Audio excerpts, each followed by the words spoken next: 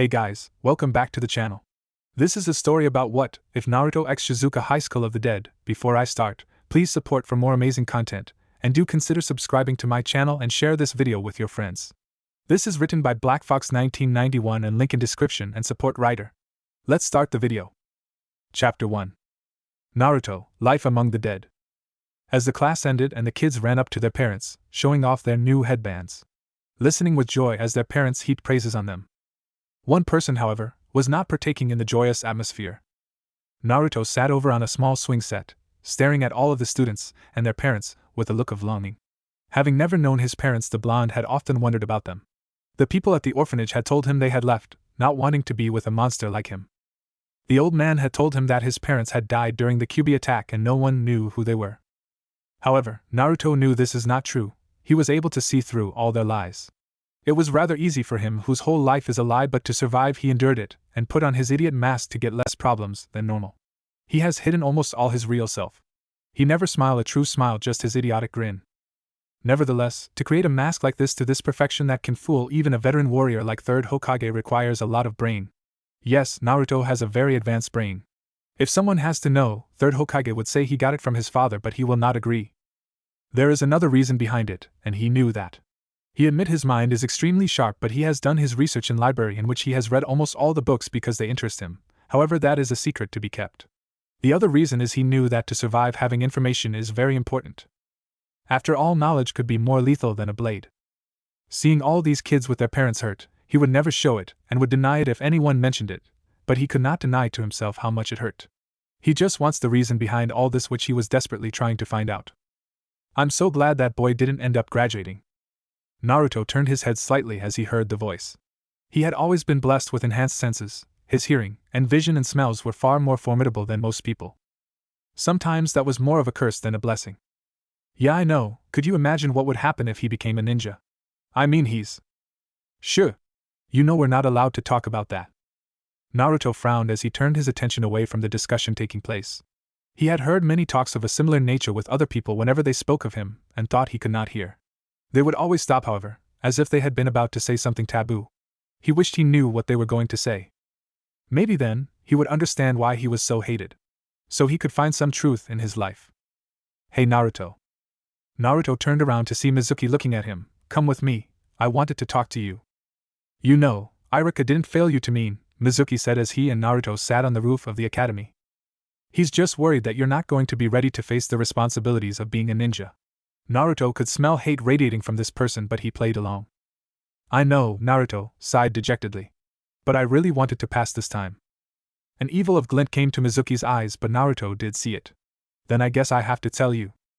Naruto grinned as he entered the Hokage's office, having sneaked past all of the guards downstairs. It had been notoriously easy for him to do so. In fact, a part of Naruto was surprised by how easy it was. Was it not supposed to be the most guarded place? Now let's see, where is that scroll? Naruto muttered as he looked around. Naruto had been in this office many times in the past, often coming in after a prank or sometimes just to visit the old Hokage. Or so that he could find some clue, but old man seems to keep check that he didn't find anything. The office was standard. It had a wooden oak desk in front of him that had a window overlooking Konoha behind it. On the left was a couch, and behind that were the pictures of the 4 Hokages. On the other side was a bookshelf filled with books and scrolls. Walking over to the shelf, Naruto looked at the scrolls. When he did not see what he wanted, he frowned. He was about to turn around when his eyes caught sight of the stand right next to the shelf. The stand was really just that, a stand made of wood that had a large scroll on it. He frowned. Looks like Mizuki has done arrangements for his plan to succeed, as he had never saw it before. He always felt barriers and kenjutsu around the room, but he couldn't search them as old man would get suspicious. This has got to be it, Naruto said as he grabbed the scroll, strapping it to his back. He was just about to leave when the door opened up and Sarutobi walked in. Naruto, the old Hokage, blinked as he looked at the blonde. What are you doing here? Well, you see, Naruto racked his brain to find a way out of this. In his desperation, he realized there was only one chance. Naruto quickly made a hand sign and called out the only original jutsu he had. Oiroku no jutsu, sexy jutsu. Naruto snickered to himself as he entered the forest. Ha! I showed Ajisen who's boss. With how easy it was for me to knock the old man out, he might as well just make me Hokage. He knew that Sarutobi is watching him through his crystal ball. Taking the scroll off his back, Naruto sat down and unrolled it. He looked at the first jutsu and groaned, Kage Bunshin. Not another Bunshin jutsu. The blonde sighed, oh well, might as well get to work.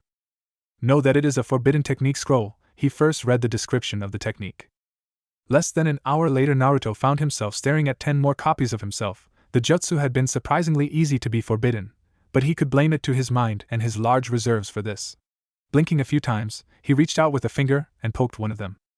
Stop, that tickles, his clone said as he swatted the hand away. Naruto blinked again before a large grin spread across his face. Yada! I did it! Naruto shouted as he pumped a fist in the air. Yada! All of his clones shouted, emulating his actions. He was just about to go over some more jutsu from the scroll when a familiar voice yelled at him. There you are!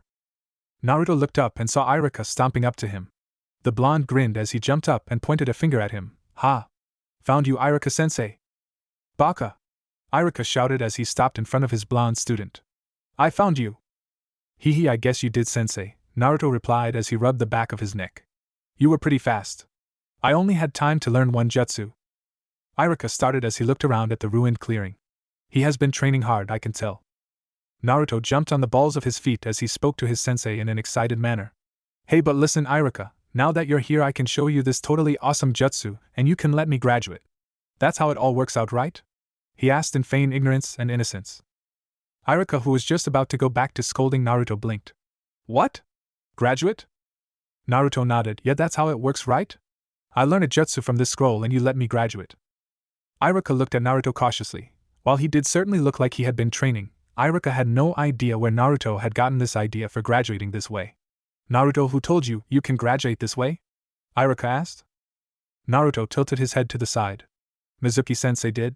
He told me where to find this scroll and about this place. Inwardly he was laughing his ass off. It's funny to act like that, how easy to fool them, he thought. Iruka's eyes widened as he realized what was going on. He was just about to say something when he heard a whizzing sound and shoved Naruto away. Get down! Several kunai came out of the trees and impaled Iruka in the leg and arms.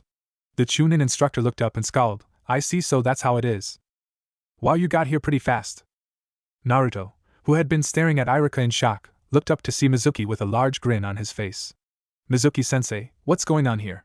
Why are you attacking Iruka-sensei? Naruto mumbled.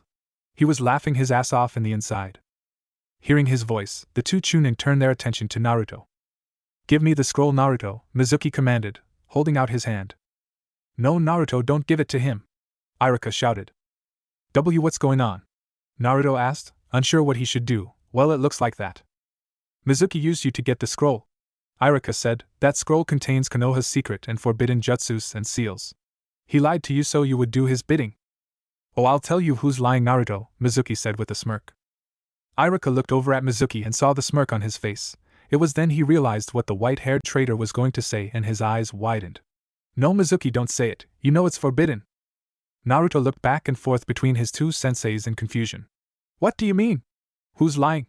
But his mind racing at what Mizuki was about to tell him. Maybe from that he could get answers of his questions.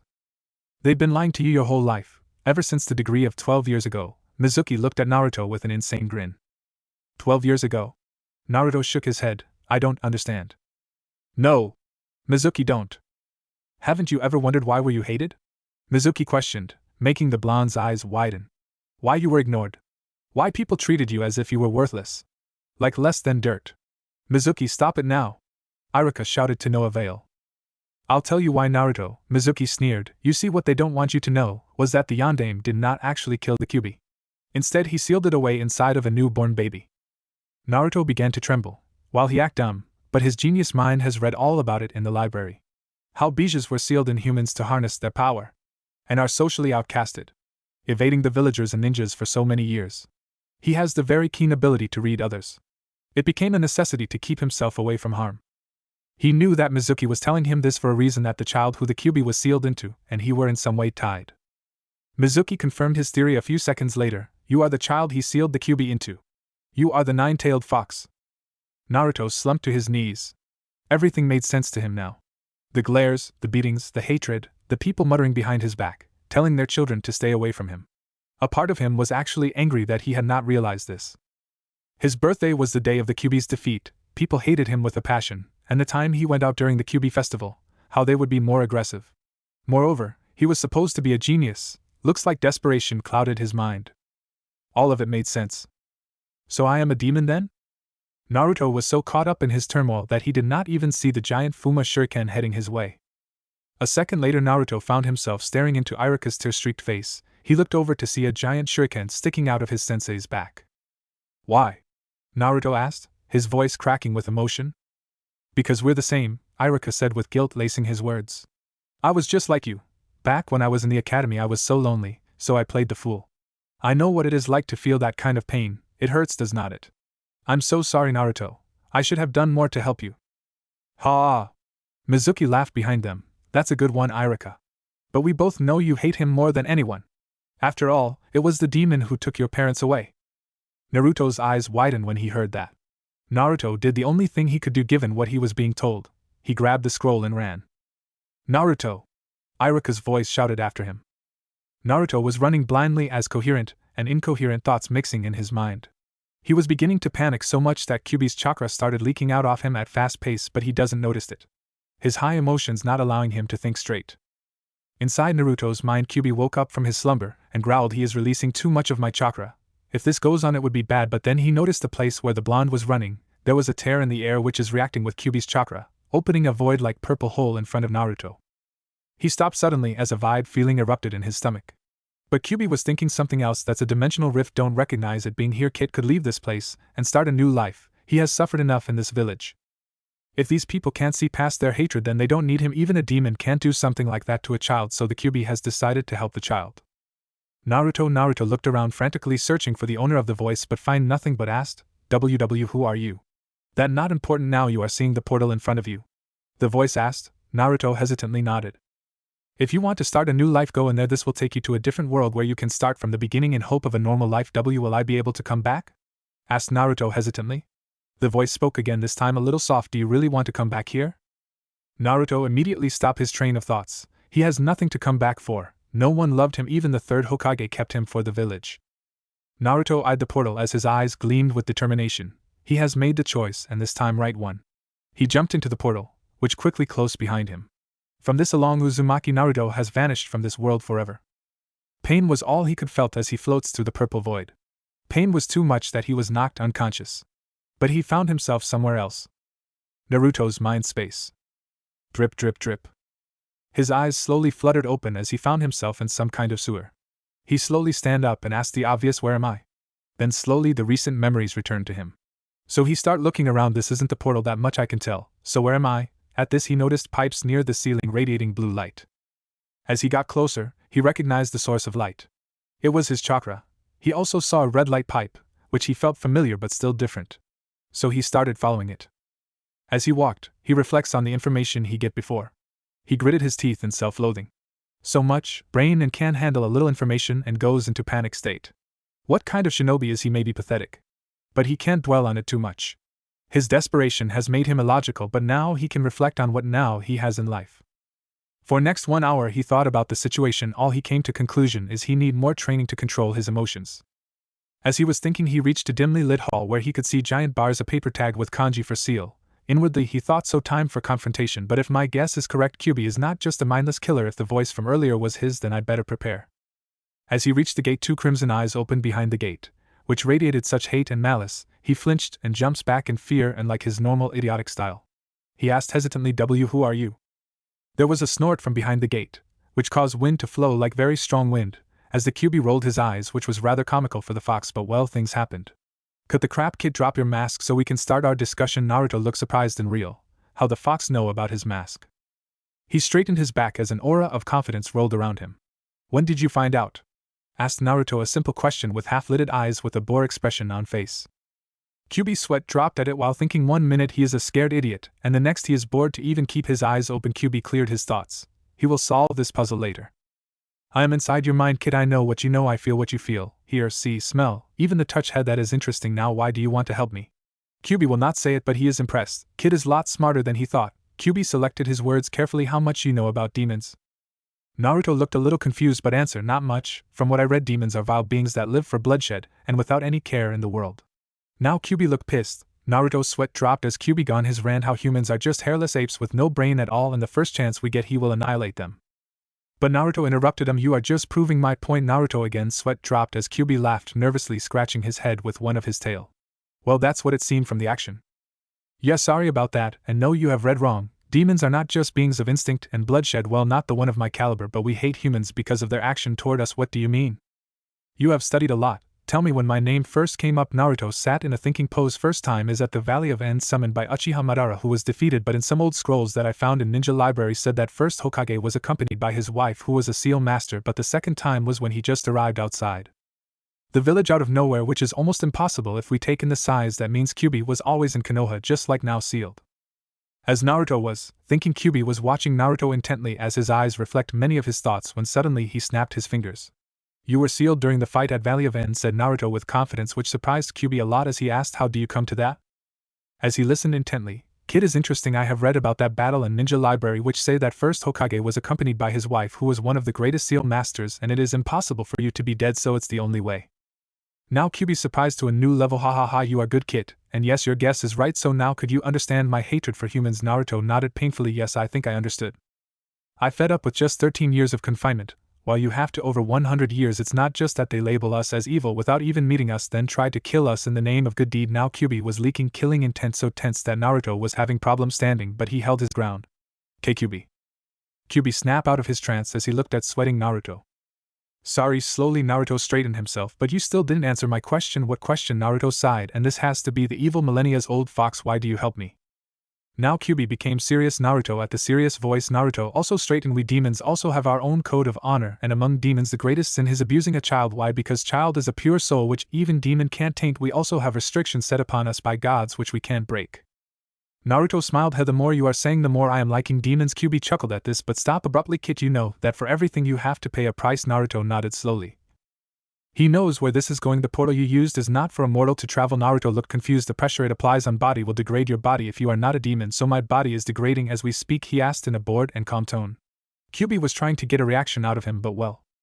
Yes, so I have to merge my chakra with you, which will change your body into that of a Hanyu. That's not bad. Well, as your body has changed, the Nin Jutsu and Gen Jutsu are out of question. Because of you not being a human, they will not work, or you can make your own techniques. The most you can do is chakra manipulation or nature manipulation. At this, Naruto's face dropped. All these years of hard work, he trailed off. Now, Kid, look positively. You got acute senses, almost unbeatable stamina, perfect physical body with advanced regeneration, and at last extremely long life or immortality. What? Naruto stood stunned at the last comment. Yes, you in a way share my power, and could say you are my son, but you may not be able to give your mates these. All but one is for sure, they can't die of old age if you are alive. Well, life is a bitch, and what do you mean by mates? Naruto deadpanned, but Kyubi just laughed loudly. You will know and remember where we are going is not my realm, so I have no power there. All I could do is give you advice. One more thing, you will be sent to that world. What do you mean? Kid, you are child of prophecy. Where you go, change will follow you. Either the world will be at peace or destroyed. Nah, I will choose peace. I like it quiet, said Kyubi chuckled. And Naruto, you don't have to tell anyone about your past. We are in a different world where your new life starts, and I am just a voice on the back of your head who in this world is same as an old man. Naruto bowed slightly with a smile. That more than enough for me. And can I ask you a question? Yes, what is your name?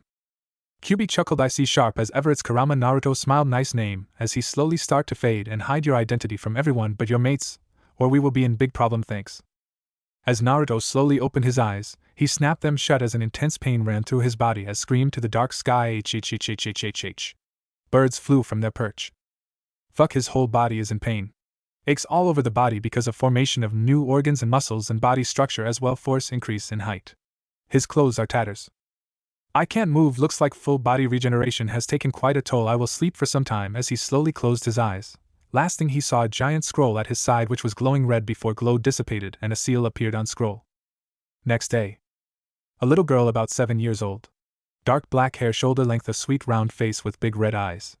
Her skin is pale but is somewhat tanned because of playing all the time outside. She was wearing a single-piece white dress. At the time, she was running through the forest to find her little puppy, which was a golden retriever. The forest is behind their traditional Japanese compound. She ran through the forest searching for her pup. When she heard the barking, she followed it but couldn't comprehend with her little mind what she found. There lay a boy covered in blood, dead skin lay around him in a crater of 2 feet wide. His hair bright blonde with crimson tips in them. She could see his muscles and scarred through his tattered orange jumpsuit which was straining his body. Slowly the situation crept in her mind as she ran back to her compound to inform her parents. In compound. A man with black hair, straight hair, and black eyes was sipping tea. He has few wrinkles on his face. He wore a white samurai-type kimono, while a woman wearing an apron with brown hair and braid and red eyes while humming a tune as she prepares the dinner. She has pale white skin. There are no wrinkles on her face as she seems younger than her age. Just then their daughter opened the sliding door, falling into a heap of herself. Parents' sweat dropped at their daughter's antics. She quickly stands up, hovering her arms above her head while spurting tea. To-san. To-san. Tea, there is a boy in the forest covered in blood, she said frantically. At this, her father gained a serious look as he glanced at her wife, who glanced back. Are you sure, Sia-chan? The ma asked. The girl nodded frantically. Haru found him. The man stood up. Take me there. Sia girl nodded as she ran out of the house. Her father followed close behind. As they entered the forest, man's eyes went wide as her daughter was right. He closed to the boy, checking his neck. It was still pulsing. From the amount of blood spread around, he shouldn't be alive. Is this anyone else blood? No, there is dead skin which looks like it peeled off. First I have to take him in. It was then his eyes fall on thing beside the boy. A scroll. Time of scrolls has long past gone. It's surprising to see one, and of this slowly pick the boy, careful not to cause more injuries. He turned to his daughter. Sia, pick up that big thing over there. Little girl looked around, then her face lit up as she found the thing and picked it up with both hands and followed her father. As they entered the house, they removed his clothes and laid him in bed in guest room. When mother asked, who is this boy? Men just shrugged. I don't know. He was lying in forest covered in blood. Gasp was heard from mother. We should call the doctor. Man nodded as he exited the house. 1 hour later. From the looks of it, seems like his body has gone through some kind of change. Yes, almost all his bones are cracked. Most of the muscles have tears. It's like he just enters the puberty in a way. Will he be fine? At the speed he is healing, he will be fine in a week, or rather before, but I didn't understand how he is healing so fast. But he has to rest a lot, so his chances of waking up are less. Both adults nodded while Sia mumbled a little Onii-chan as they all shuffle out of the room. While with Naruto in his mind. Naruto's mind space. Naruto was having a talk with Kyubi. So was I able to bring something with me? Kyubi smirked. Why yes, we have the forbidden scroll of seals made by 4th Hokage, which have to be said contain best knowledge about sealing as well as few other things like the Bunshin Jutsu. You learn it is the most useful jutsu for training as well as other things. As Naruto looked around, he saw that chakra in the blue pipes has stopped moving. Kurama, why is my blue chakra not moving? That is the residue of your old chakra. In time it will eradicate. It will take time because it is calmer than my chakra. Maybe for some time I can use techniques that will be enough to live here. I need information. That's where Shadow Clone will come to use. After 5 days. Naruto groaned as he slowly started waking up. He grunted as his stiff body broke its knots, but that's when Naruto noticed something. He was lying in a bed and a black-headed little girl sitting to his side, head down, holding his hand, drooling at it. Naruto chuckled. He was not in the least disgusted by the display. He has seen worse, and this is just a cute little girl. He brought his other hand and started moving his hand through her hair a little. After about half an hour, girl slowly started to wake up. As she rubbed sleep from her eyes, they widened as she saw the softly smiling face of Naruto. She lit up like a sunflower and jumped at Naruto, hugging him tightly while yelling Onii-chan. Naruto was little stunned that this girl will call him Onii-chan without even knowing him. He knew he was in another world, but because of his past life it was little difficult to accept it. But he has enough self-control as well knowledge on human behavior to see what was happening and what to do. Because of the commotion, other occupants of the house quickly reached to the room to see what the ruckus was, but what they saw was a little unexpected. Their daughter was sitting in the blonde boy's lap, giggling softly as he played with her hair. They quickly shook of the surprise as both parents entered the room. I see, so you are awake, father asked. Naruto looked up from the little girl and smiled slightly and nodded his head. He picked up the girl and sat her on the bed. Then bent lowly, still sitting on the bed, in a bow. Thank you, sir, for saving me. Old man just laughed. Ha ha ha, don't worry, son. My name is Kitamura Karasuma. This is my wife. The women smiled. I'm Karasuma, and you already have met my daughter Sia-chan. Naruto bowed to the women as he patted the girl's head. Suddenly the man turned serious. Now, would you like to tell us how was you in our forest covered in blood? Naruto turned to the man and thought a little. I will tell half-truth. He has arranged a story in his head in advance. If anyone asked, I was running away from my pursuers. This got man's attention. Why? You would have found a scroll with me. The man nodded and Naruto sighed in relief. That is my family's treasure. There was a traitor in the family who killed everybody else. At last my sensei told me to run with the scroll, so I did. But was not fast enough and was attacked. After some time I blacked out and later I found myself here, said Naruto with as much conviction he could muster. However, the family seemed to buy it. Do you plan on going back? Kito asked. Naruto shook his head. I was an orphan in that family. I still was an orphan. The person I trusted the most betrayed me, and the person I little cared died in front of me. I don't want to go back. His actor sighed, rising, but there was truth in that. Third betray him, and he really doesn't want to go back to that village he once called home. Family looked somber while little girl looked confused. Naruto suddenly said, "I should go, I already have caused you many problems." Before any of the parents could interrupt, Sia jumped at the blonde, pushing him back on the bed. "You can't go, Oni-chan." Sia want Oni-chan to stay with her, said a tear-eyed girl. Before Naruto could say something, Aim interrupted. "Yes, Sia-chan is right, you can stay here." He was about to decline the offer politely, but Kitamura interrupted. "Aim is right, and I can't see my little girl crying," he said, gesturing to the girl. Naruto stopped his protest. It was the first time someone willingly wants to be in his presence, as well as cry for him. It feels good to be wanted. So he smiled and nodded. Time skip 4 years. Last 3 years for Naruto were best of his life. He has become a part of Karasuma family. His relationship with them drastically improved. Kitamura and Aim treat him like their own son. Kitamura used to run a kendo school. In past, their ancestors were samurai. So they have a rich family with rather big family compound. He has many students, one of which is Naruto, but he was amazed at how fast Naruto learned the style, and now on top of the school, even then Kitamura himself. But he also said that he was given combat training in past, so it was easy for him to adapt. The first thing he does after landing here was to find a library and roam the town to get a better outlook. From what he gets, he was in a small town with a historical value, still a little poor, and people here treasure their history. So it was easy for him to one day go to the library with 5 henge clones and sat there for whole 24 hours. It was rather comical scene for public at how fast these people reading the books. They hardly spend 20 seconds on a page before moving forward. His already highly developed brain got little more advanced as few restrictions are lifted from his brain because of becoming a Hanyu, and the amazing fact is that he forgot nothing with his photographic memory. Apparently, his brain capacity is so big that there is no space for knowledge to be suppressed in a corner. So in only 2 days he got all the information he can get from library. History, present technology, how society works, education, and many more. He also learned that people here can't use their chakra and are mostly normal. So for the next week he spends working on his scroll, which now has a blood seal. Sia-chan once tries to open it but it won't budge. At the time Naruto has started with seals. His first completion was a storage scroll. Practicing calligraphy was easy. Understanding the seal was like second nature to him. After that he asked for permission to go to the nearest biggest city's library to get some knowledge of where he is now. Aim has protested that he could get all the information from the library here, but he smoothly said he has gotten all he could get from here. Reluctantly at last they agreed. He traveled there through train, one of the vehicles he has read from books.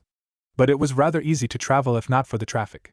It has taken some time to reach the library, as he has to ask several times for direction. Library was huge, bigger than Konoha's. 4 floors filled with books, and each floor was as big as school building.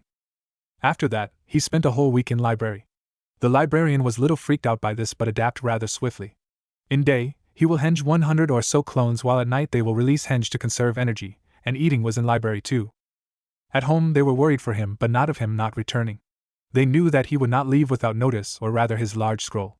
They were worried because he has gone to a big city where all kind of activities happen, some of which are rather harmful. After the week is over, he returned to his new home only to meet a crying Sia and a smacking on head Aim with a frying pan. But Naruto take it all in stride with a smile and tears. At this Aim stopped hitting while Kito looked concerned. She said, "I am sorry, and Naruto-kun, I was not meaning to hit you," but he just shook his head with the brightest real smile he has ever given to anyone and said, "And no, it's not that, it is the first time someone care enough for me to scold or beat me if required. It was my first beating and scolding and I loved all of it." At this Kito smiled sadly. He doesn't know much about boys' past as he doesn't want to talk about it, but from what he knew, he had spent a very harsh life alone on his own. While Aim was in tears as hearing this, she gave him a tight hug, muttering soft words in his ear. This greatly improved his relationship with the family. Naruto has also made few acquaintances in town, but nothing big. He would go to drop Sia to kindergarten, where he will stay for a while to help teachers. Most of the children used to call him Oni-chan. All people in the village welcomed him warmly. He again started his training, this time with new fire in his eyes, so he could protect his family. Life is looking good for him for once. This continues like this until that cursed day. Time skip 2 years, Naruto age 18. Original story starts. Everything was peaceful here. Parents were at work, kids were at school, and the elderly were spending the rest of their days in peace. The story begins at Fujimi High School, a private academy. Their students went about their daily lives. Most kids were either in class or resting in their dormitory until their next class, but one student wasn't. The boy was a teen about 18 years of age, looked to be 5'11" with a perfect build and broad shoulders, light tan complexion, blonde spiky hair with red tips that pointed at random directions and are more spikier than normal, and piercing blue eyes half-lidded. He was wearing a school uniform that consisted of black pants, and a black open jacket, and a white undershirt. A pendant around his neck. It was a face of a fox with ruby red eyes and silver. Upload later on profile. He was currently skipping class and was just resting near the roof. He was staring out into the distance, like he was lost in thought with half-lidded eyes and a bored expression on his face. He remembered the day he came to this school. Flashback. A 16-year-old Naruto stood at height of 5 feet 9 inches. With half-lidded eyes and an unreadable expression on his face, which shows that he was not interested in current activity, stood before the class as he spoke in a light voice. I am Naruto Uzumaki, nice to meet you, he finished with a slight bow.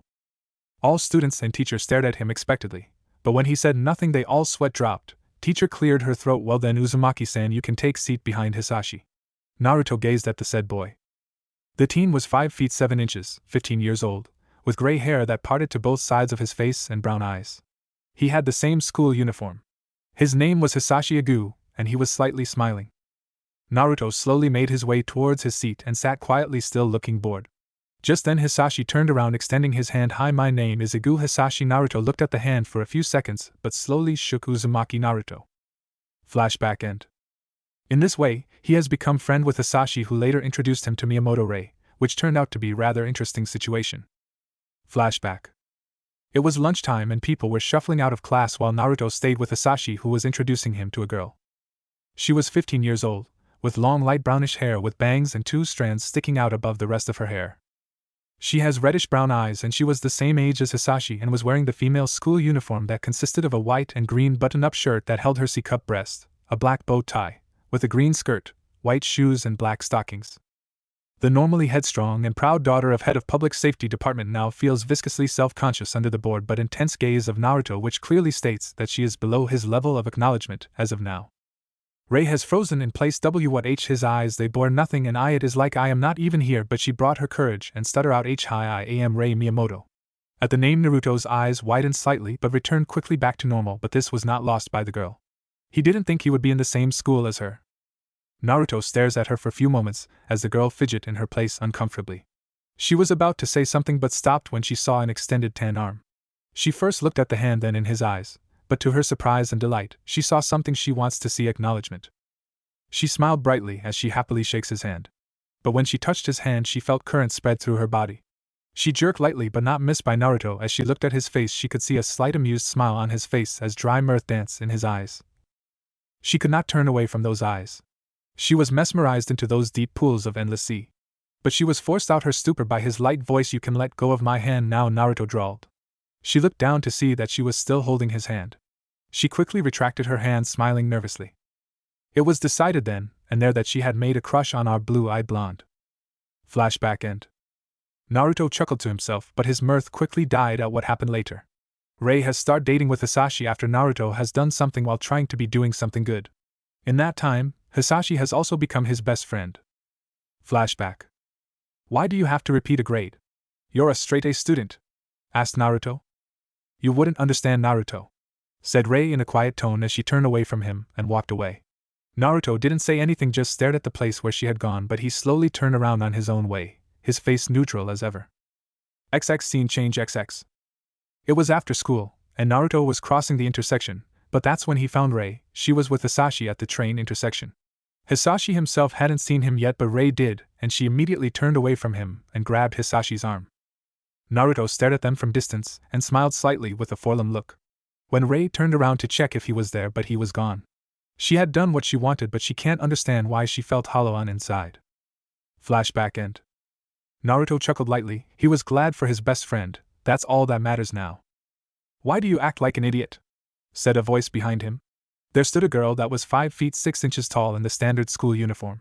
Though what stood out about her was her bright pink hair and twin ponytails on both sides of her head, yellow eyes and perky F-cup. Naruto smirked as he gazed lazily at her with his half-lidded eyes. Because I find it quite fun, Saya. Saya just sighed. I always find you here. You should find a new hiding spot, you know. Also, why are you here anyway? The first semester has already started. At this rate, you'll need to get ready for summer school, if not repeat a grade. At the end of her rant, she was only a few inches away from Naruto's face while also giving him a good view of her cleavage. Naruto just looked at her with same expression, not intimated in the least. Which infuriated the girl to no end. She can't believe she can't get a blush from him. She knew she has a fine body. He asked a simple question with a raised eyebrow. You really think they could fail me? At this, girl bristled. Naruto is someone even above her. Last 2 years he missed most of the classes but still come out on top of the class. That irked the teachers to no end, but for some reason principal never said anything. Then why are you here? She asked curtly. She wanted a reason, damn it. Everything has a reason. Naruto sighed. She is too stubborn, but that is one of her best quirks, which allow her to move forward. Remembered some old memories, he said with a detached voice. She shut up immediately. All friends know that Naruto's past is painful, as he never talks about. This made it a sour subject. She sighed and came forward, taking him into a hug. Naruto wrapped an arm around her waist, while used another to pat her head. Why don't you tell us anything? She asked desperately. One could clearly see that her feelings has surpassed that of a crush. It is something more. Naruto chuckled bitterly. Now isn't the right time, but you will learn soon. She nodded quietly with a smile. She removed herself from his arms and turned around to go back to the class. Naruto again turned around to stare in space. I hope she let go of her crush, or the pain will just increase, he thought while thinking about his past. There are many reasons Naruto didn't want a relationship, but will be revealed later. I wonder when Kurama will wake up. It's been 1 year since he fell asleep. Naruto just grits his teeth, dropping his head out of frustration as he remembered something and sighed. Then he notices something happening in the front gates. At the front gate of the school was a strange man. He looked like your average working dad. But he just kept walking into the gate for some reason. Who is that? Something is wrong with him. Why is he just walking into the gate like that? By this point in time 4 teachers arrived. Naruto recognized the physical education teachers. He didn't recognize the last 2 teachers standing behind the first 2, but Naruto knew the 2 in front personally. The one at the very front was Mr. Teshima, the self-defense teacher. He was a 6 feet 30 years old, black hair, brown eyes. He was wearing black pants and a light blue shirt with the collar turned up. He and Naruto had their little moments together, like when he caught Naruto bunking classes. He is one of the teachers that understood Naruto somewhat. He would always sit with him for some time and talk. And the woman of the group was Ms. Hayashi, or as Naruto knows her as, Kyoko. She is a 27 years old, 5 feet 8 inches with reddish-brown hair, which she keeps in a loose ponytail with long strands hanging down in front of each ear. Her eyes are light brown and she wears glasses.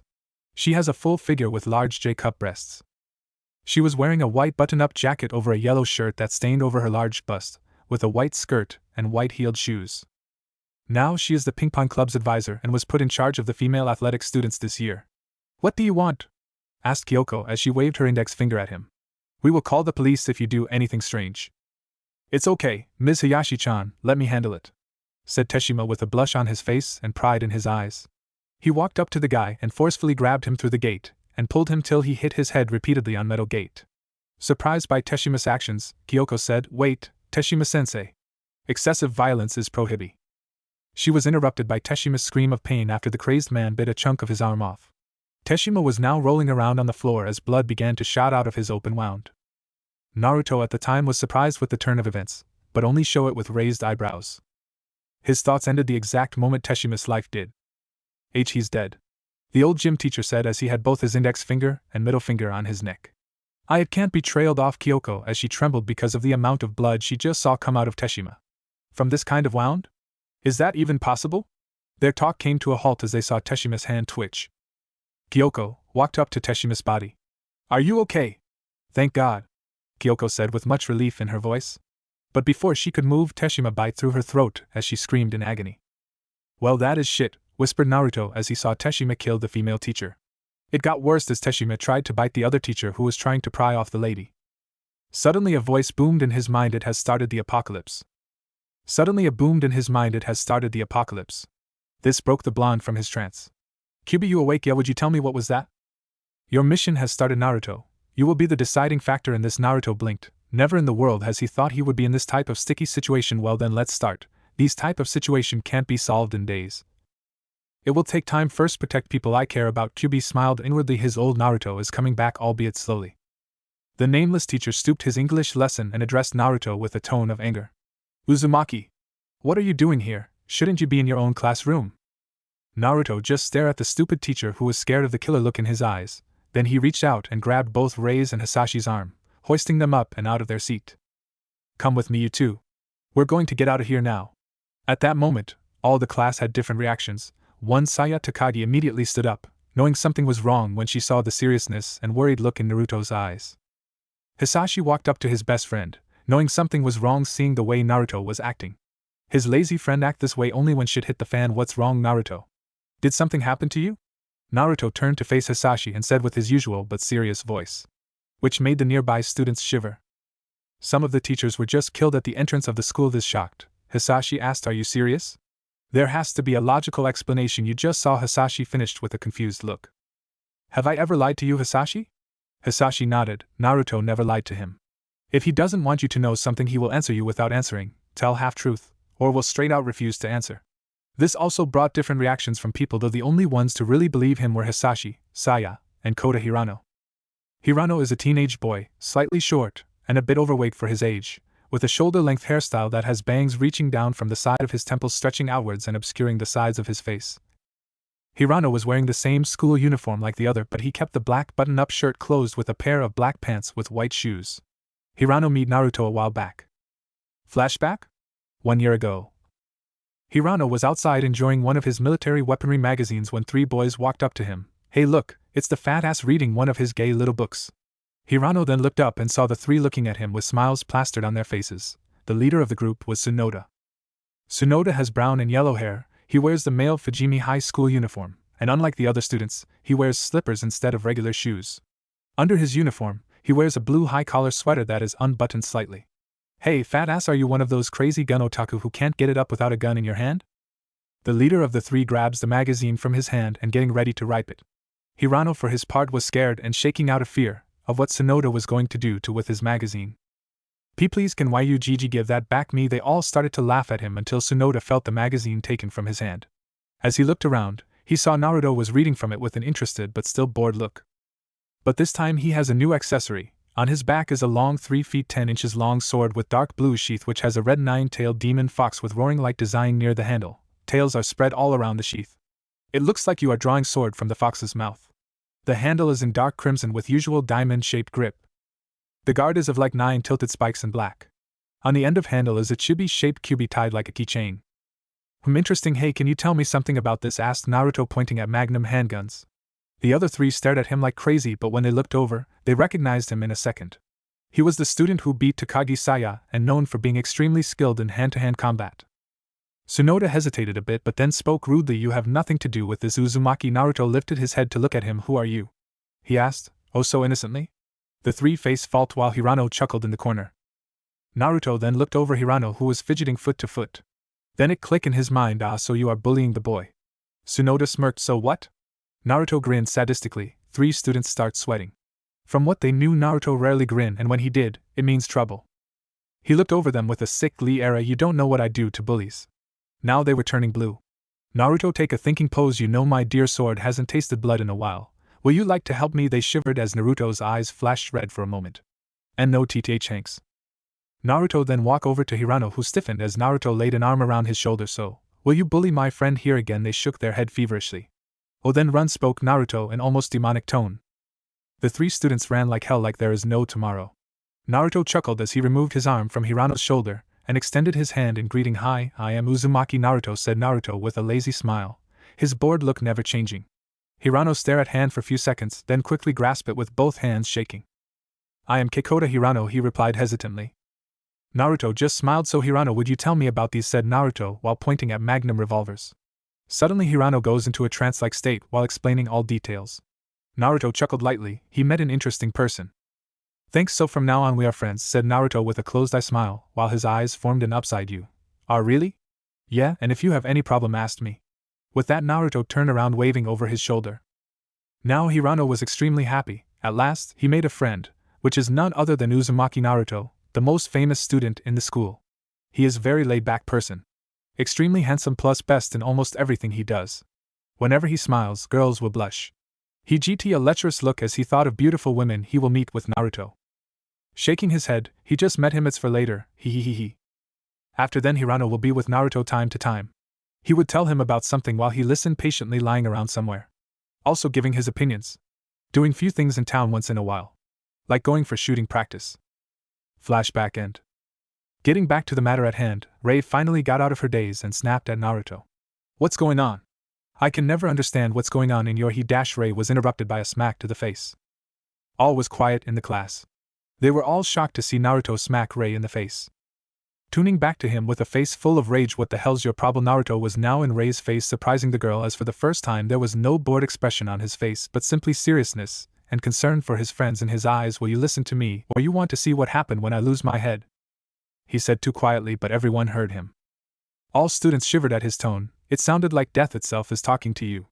And it was true. Only Hisashi has seen him lose his cool, and that was when someone has threatened his friend. Hisashi could not help but felt pity for that boy.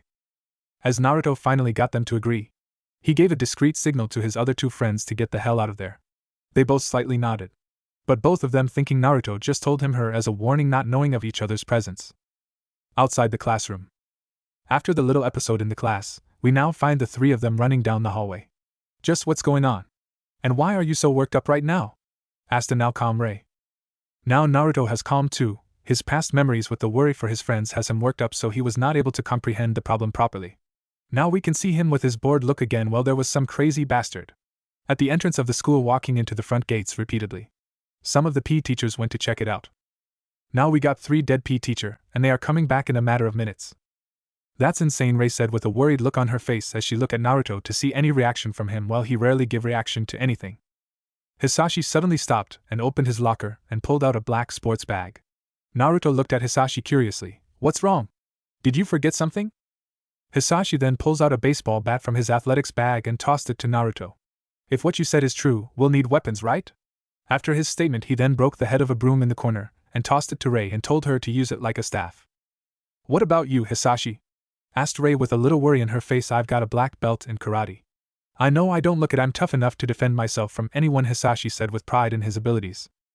Naruto then turned to the exit and about to say something, but Rei spoke first. Let's call the police. My dad is there too, stated Rei. Naruto then stared at her before pulled out his cell phone and tossed it to the shocked Rei. You're not supposed to have a cell phone on you at school, she said. Naruto just smirks. You got some perks if you are maintaining the school reputation, right? Said Naruto with a smirk on his face that causes Rei to blush. Rei quickly shakes her head to get rid of the blush on her face.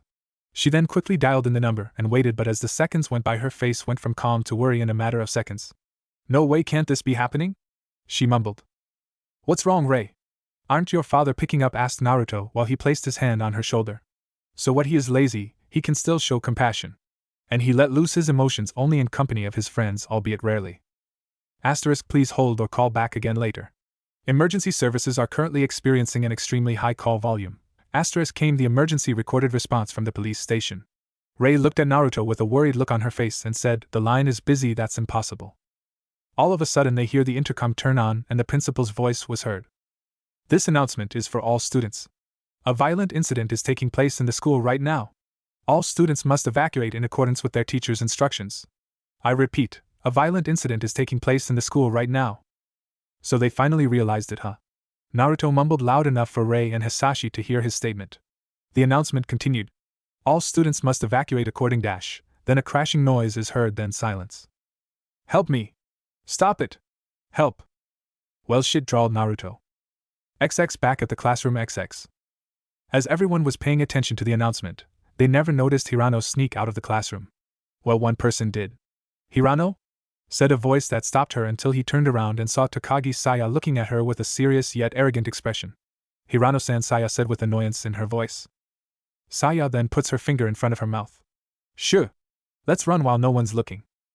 XX Fujimi High Soccer Field XX. All the teachers and student continued to listen to the announcement in shock and horror. That hurts. That hurts. That hurts. XX Fujimi High Kendo Room XX. In the room was a lone girl in the standard school uniform. In her left hand was a bakken, but when she heard the principal's screams for help, she gripped her bakken tight enough to hear her knuckles pop. Help me! I'm going to die! XX Fujimi High Nurse Office XX. Help me! I'm going to die! After those words have been said, a woman who was asleep using her breast as a set of pillows woke up from her nap with drool running down the left side of her mouth. She was a beautiful woman that was 27 years old, 5 feet 8 inches with blonde hair that went past her shoulders and brown eyes. She was wearing a white button-up shirt that barely held her breast and black designer skirt that ended a little past her knees. She appeared to be and was the essence of sexy with J-cup breasts, slim stomach, wide hips and a nice firm ass. She was the school nurse, Shizuka Murikawa. Despite having such a rude awakening, all she could say is, huh? Who's making all that noise? XX majority of the Fujimi High School XX. It was quiet for a couple of minutes. No one dared to make a sound. All felt like the world was ending right before their eyes. Then a piece of chalk fell off the teacher's podium in a class. As it fell, it looked as if time itself had stopped. But because of that little piece of chalk hitting the ground then sparked something big. Even though it seemed like only the teachers was the only one to hear it, it still had an effect so large that it would seem that it was heard by the entire school. Like animals, when that little snap was heard, that little sound alerted the whole school that all hell broke loose. XX with Naruto, Hisashi and Rei XX. Naruto, Rei and Hisashi could hear the panicking students running through the halls of the quickly. Hisashi yells, "Hurry! This way! Through this door, aren't we going outside?" asked Rei. Naruto suddenly shouted. As the boy turns around, he throws the baseball bat to him. Hisashi looked at him confusedly. Naruto smiled lazily. "Sorry, I have to bring my sword and stuff." Hisashi stared at him then nodded. He knew that sword is very important to his friend. After all, he even got the principal to let him bring it to school. Hisashi grabbed Rei's hand. "We will be at observatory, be safe." Naruto nodded and took off down the hall. While Hisashi started to run while telling her, "The building is too crowded. We're going to be trampled if we go through there." Hisashi let go of Rei's hand as Hisashi explained to Rei. "Rei-chan, if we went where everyone else was heading towards, we would only be caught up in the chaos, and that will only slow us down." With Naruto. Naruto has arrived at his own personal room, which was given to him by principal. Instead of opening the lock, he removed the door of its hinges. Hey! It's not like he wants to look badass, just situation calls for it. As he entered the room, we can say that it was leisurely. There was table and chair with a laptop on the top. Table has many drawers, but you can see some weird drawings on their keyholes. On one side there was a bookcase filled with books. A small fridge in the corner, with glasses on top of it. There is a glass table and a comfy black leather sofa. Ah, that's how life should be. When he gets this room was fun. Flashback. "So you are saying you want a room to do your work?" asked the principal. Naruto shrugged with his usual bored look. "Yeah," he drawled. "Why?" Principal prompted. "He at least needs a reason." "Well, you can say to me to work in the classroom where in time others will find out that there is an assassin among them who kill on daily basis, and they will tell their parents about me, then they will withdraw their students, then slowly your academy will close. After some time you will go bankrupt. You will have to sell your car, then house. You will left on road with a bowl." Naruto finished his little long explanation. Principal's sweat dropped largely with tinting blue. Why does he ask for a reason again? "Sai, you are right, I will arrange for that." Naruto nodded, smiling. He turned around before looking over his shoulder. "Don't worry, I will help you to maintain peace here." Principal nodded thankfully as Naruto exited the room. Flashback end. He walks over to his dressing table. He put 2 fingers on the keyhole as he channeled chakra. A purple glow spread before a click sound is made. He loved sealing techniques. He was really ecstatic when he learned the security seal so he can reinforce his dorm. As he opened the drawer, there is a single notebook with thick papers. Written over it was Naruto's handbook. He opened the book to the first page as he channeled chakra. There was poof of smoke. As it cleared, we can see in Naruto's hand there was his sword, looking as new at the first time. He tied it around his belt on his left side for easy draw, putting his notebook inside his jacket as he exited the room. There is no need for other stuff. He has all he needed in his notebook. Now first check on them. He closed his concentrating as a violet glow covered his form. When you have an ancient fox with you, you can learn many tricks. So he starts searching for the people he want to check on. Let's see, those 2 are together. How'd that happen? Ah, there she is, sighed that woman, still sleeping. Looks like she will be safe with her going there now. The last 2, but just then he felt one of the last 2 signatures fluctuate like crazy. His eyes widened a little. Shit, Hisashi. He has to move quickly now. With Hisashi and Rei, 10 minutes before. Outside the school. The moment they got outside, they quickly ran through one of the many walkways that connect all of the school buildings. But as they got halfway there, they got stopped by what appeared to be a teacher. "Is that Wakasaka, the modern Japanese teacher?" asked Rei in a hushed voice. At that moment, they really saw him.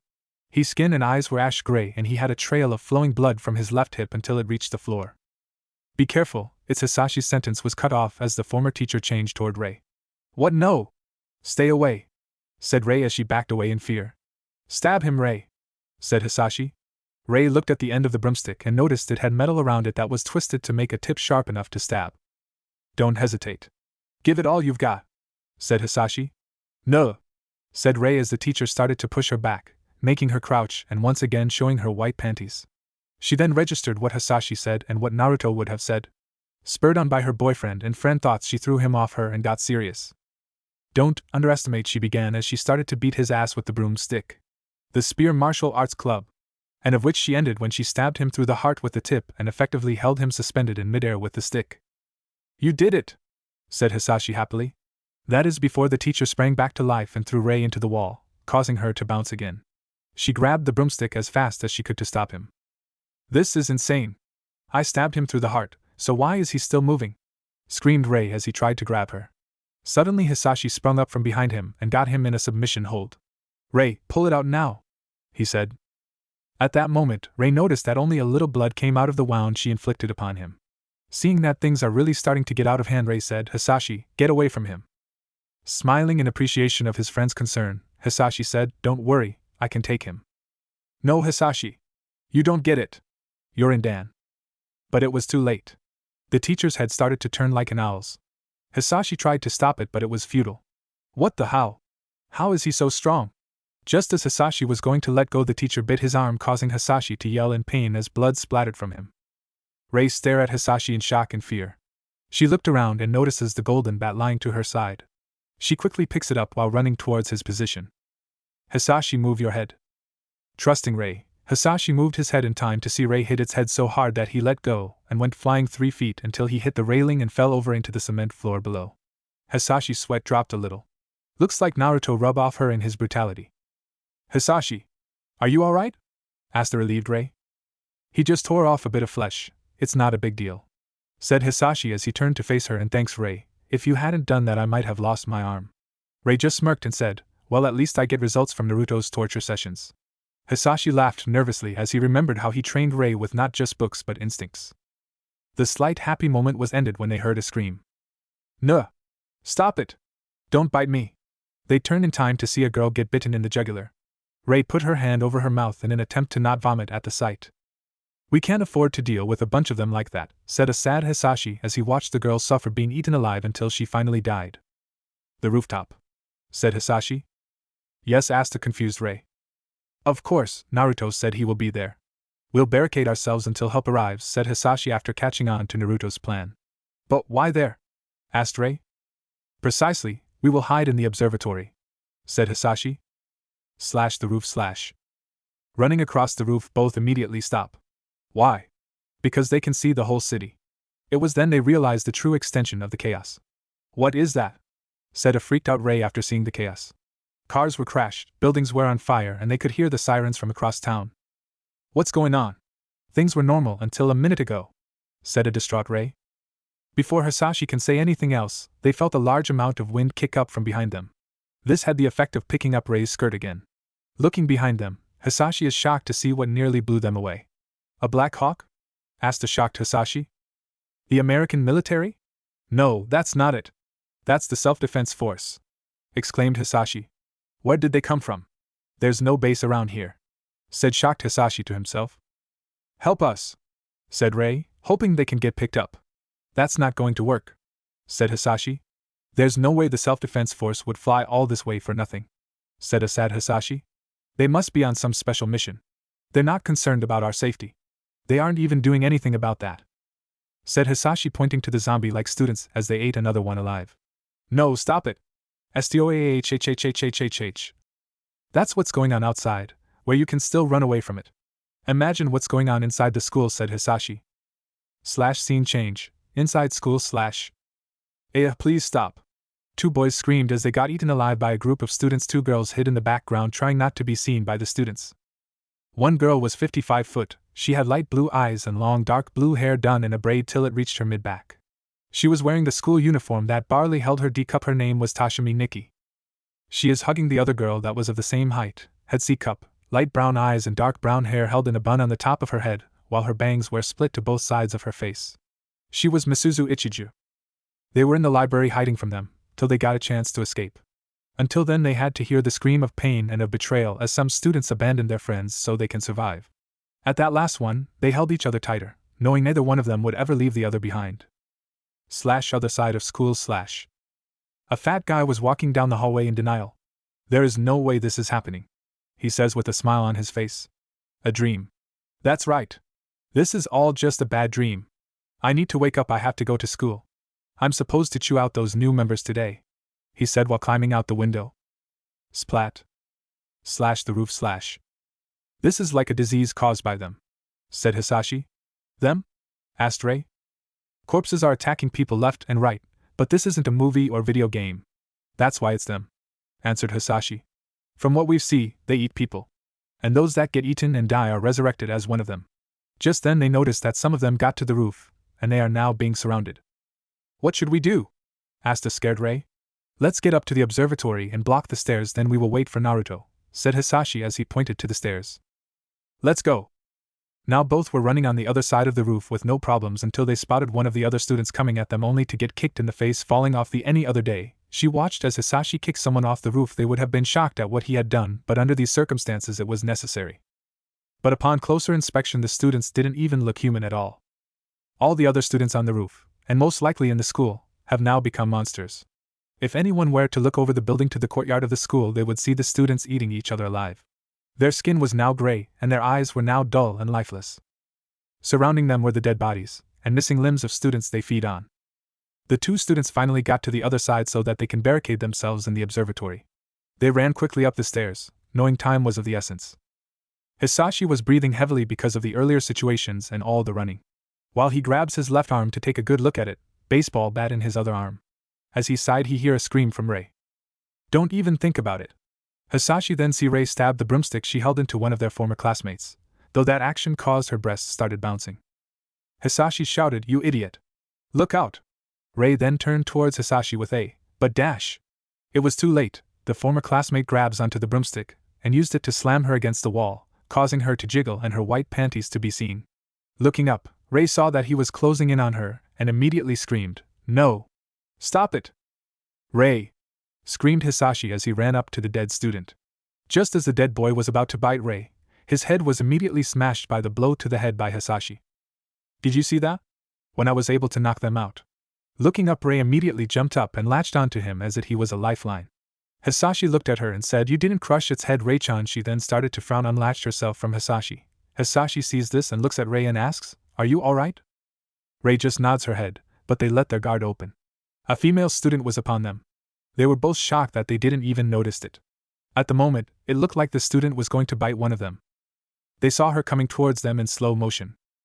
But just before she could bite, a sword with dark crimson blade with 9 spikes type guard and crimson clothing with diamond-styled hilt with a keychain entered her head from the left temple. The force was so great that it came out of other side with lifting the girl with her and got buried into the wall. Both were too stunned to move, as they had just saw their light flash before them, but came out of their stupor as Naruto jumped from the side in front of them while kicking a zombie in gut. It fly back with such speed that all other below them were too blown back. They saw Naruto with an annoyed look on his face, which was still somehow bored, telling them, "Ray! Hisashi! Come on, I left both of you for 10 minutes, and you were about to die." Both of them looked sheepish at this as he motioned them for move upward. Nodding in acknowledgement, they hurried up the stairs to the observatory while Naruto removes his sword from the wall. After Naruto looks behind him, he sees more of the students walking towards them slowly. "Jesus, give me a rest already?" Looking across the roof, he sees more student being eaten. Naruto sighed, then turns towards Hisashi, Ray, and stares at them with pleading eyes. 2 hours ago, just 2 hours ago, everything was just like it was. I would have all day to sleep. Both his friends' sweat dropped at their friend's antics while thinking the same. Is he for real? Naruto then sighed and looks towards the horizon. They are now finally resting. After the short call on the stairs, they blocked the stairs with tables, chairs and rope that they found in the observatory. They leaned against the rail, looking at what their world has become after all the chaos. Naruto is not that worried. Most of his friend's chakra is stabilized for now except Hisashi. He needs to be with him. "Hisashi, tell me what information you have about these things," asked Naruto in usual voice with a tinge of seriousness. Hisashi nodded as he tells him everything he has observed so far. From them to American army. Suddenly. Why? Why is this happening? Ray screamed in sadness. "There has to be a reason for this, right?" said Hisashi as he stared at Naruto. "After all, he got a brain that can beat Saya. Even if we can figure out what's behind this, we can't find a solution," said Naruto with his arms crossed as he leaned on railing. "The disease, as you say, has not spread from inside the school because the first victim was from outside, so even if we want, we can't do anything from here. Day will come to an end later. For now, if we plan on being here for a while, then we should look for a lighter or something that can bring attention to our position and help us survive," said Naruto. "Of course, if we don't start a fire later while we have the chance, at night their movements will." Hisashi stopped mid-sentence and started to cough up a lot of blood. Hisashi! What's wrong? Asked a worried Rei. Naruto! Hisashi as she stopped as Hisashi suddenly grabbed her arm just as Naruto walked up to them. He looked pale and his eyes seemed out of focus. Naruto's eyes narrowed in anger and sorrow. He knew something was wrong, damn it! As he asked Rei, "Does he got bitten or something?" Rei looked fearfully at Naruto as rarely seen him angry. Naruto snarled uncharacteristically as he punched nearby wall cracks appearing beneath it. "I specifically told you to not let them near you." Naruto gritted his teeth in frustration. "What the why is this happening?" asked Rei in shock. The bite barely even pierced his flesh. Why did it get this bad? Rei let her sentence trail off as she looked at Hisashi in sadness. "It's like in the movies. Once you get bitten you're done for," said Hisashi with a sad smile on his face. "That's a lie. What you see in movies never happened." Rei was then caught off guard by Hisashi chuckling at her comment. "But it did happen to everyone else, right?" Hisashi said, as he looked Rei in the eyes. By this point in time Naruto was just standing there with a sad look on his face. Hisashi then stared at Naruto and smiled happily. "Naruto-kun, could you do me a favor?" Naruto looked Hisashi with a sad look on his face. "What is it, Hisashi?" he asked while his hair shadowed his eyes. "Even through the ups and downs you have, and always will be my best friend Naruto-kun." And there Hisashi was cut off by a confused-looking Rei. "What are you saying?" Blood started seeping from his left eye and mouth. "I don't want to become one of those things." It took them a moment, but then Rei gets the hidden meaning in his words. "Hisashi, you can't die. We need you." Hisashi then spat out blood, before shakily standing up. "If I fall from here, I will surely die." Rei was trying to protest but was held back by Naruto. Hisashi was about to run. "Hisashi," he looked at his friend, "you were my first and only best friend I ever have, and I am glad it was you." Hisashi smiled. "Please take care of Rei." Naruto-kun. With that he ran, but before he could reach the edge he fell, splitting blood for the last time before falling dead. "Nuh! Hisashi!" as Rei ran towards Hisashi. Naruto then thinks back to what Hisashi just told him. "I don't want to become one of those things." Naruto then grips the sword in his hand. "Rei, please let go of him." Rei then grabs Naruto by his shirt. "Don't! You can't do that. He won't. Hisashi won't turn into one of them. Hisashi's different." Naruto just looked Rei in the eye. "Rei, please move out of the way, at least let me complete his last wish." Rei then spotted Hisashi getting up from being dead for a couple of minutes. "Look, Naruto! Hisashi isn't going to die now." The undead Hisashi was now up and just standing there. Rei was then yanked away from an angry Naruto. Rei was now behind Naruto, trembling with fear to what Naruto was going to do to Hisashi. "This isn't happening, this can't be." Then Naruto grips his sword tightly at thought of spilling blood of his best friend and turned to the undead Hisashi. "This does seem impossible, but it's all real." Naruto then swings his blade in parallel slice, taking off the undead Hisashi head that was running towards them. There was not a single drop of blood on him as the action was done with precision, such expertise.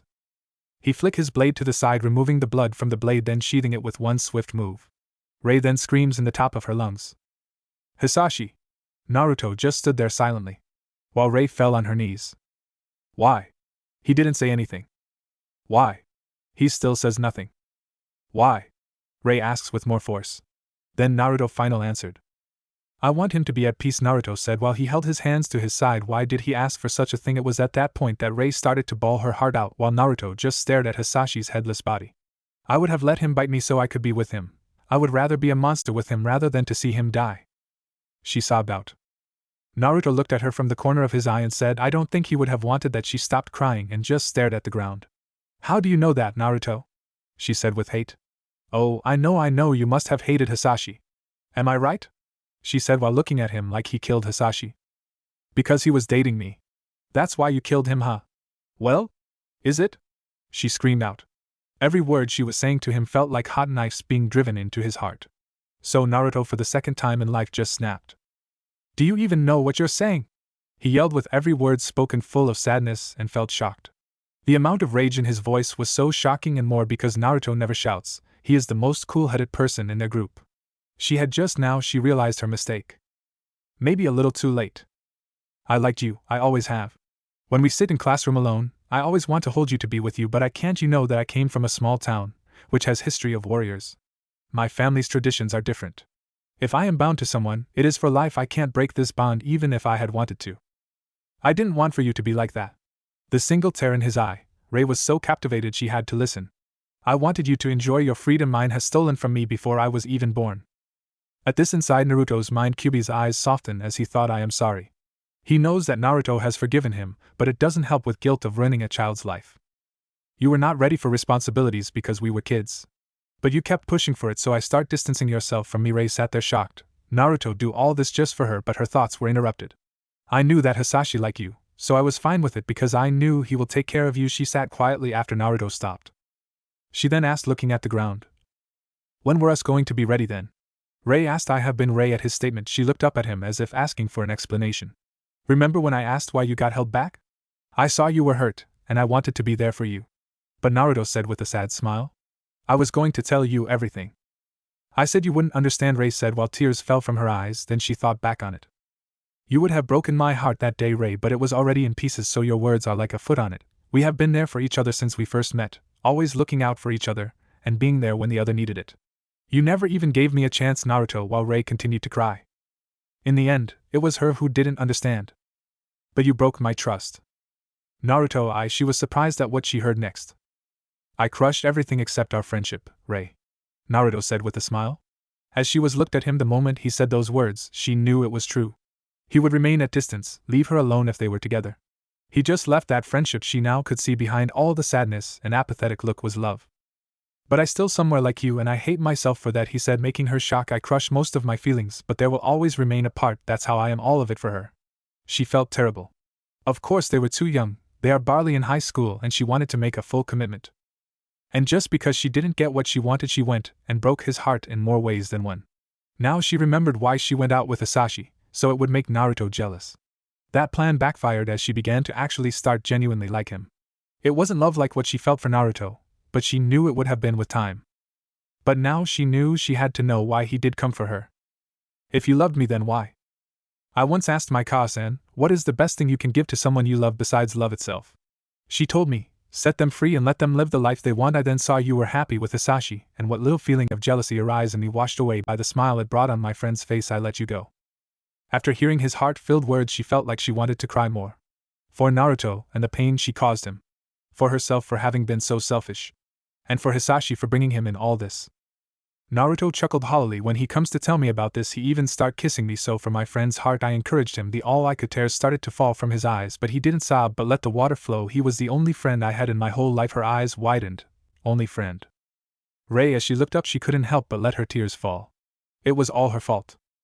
I will always be your friend, but after all that's happened, I don't think I can pick pieces of my heart again. That finally broke her, as she cried her heart out for everything that happened. Naruto just stood there with a lifeless gaze while she cried. When she stopped crying, Naruto turned around and walked towards the stairs. Looking up, Rei saw Naruto walking away, so she asked, Naruto, where are you going? He turns around and says, I don't want to bother you, so I'm going downstairs and I'm gonna kill the dead again. Scared at the thought of losing him, she ran up to him. What are you talking about? That's not something you can take care of all by yourself. He just ignored her and began moving the blockade out of the way. Hey, Naruto? Wait, Naruto? She then starts crying again. By this point, Naruto just decided to jump over it. No! Stop it! She ran up to him and hugged his arm as tight as she could between her breasts. I'm so sorry. I didn't mean it. I really didn't mean it. So please stay with me. She screamed as she held onto his arm, fearing that she would lose him too and leave her all alone. At this, Naruto slowly came down, and then she immediately hugged him and cried while mumbling she is sorry. Hisashi, you will always be in my heart, but so does Naruto. Rei then held Naruto tighter. Naruto just gave her a one-armed hug while staring into the distance. I swear, I will always love you, Naruto, and I will get you to love me as well. While she thought this, Naruto just looked toward the horizon, wondering how their lives will be now. On the day my mission starts, I lost my best friend and held the girl I once loved for the first time, but I hate myself for it. Enjoy the chapter. Why are they eating people? This isn't even funny. Saya Takagi thought as she and Kota Hirano stayed near the walls so they would not get in the way of the panicked masses. Can't be. This can't be happening. Can it, mommy? It's not right? A student boy mumbled aloud as he held the wound on his neck as he slowly walked the hallways. One of the undead then grabbed his face and had him for lunch. Saya and Hirano took that as a good distraction and ran past them. Takagi-san, what do you think you are running to? Hirano asked as they ran down the hall. And what exactly was your brilliant plan? She shot back rudely.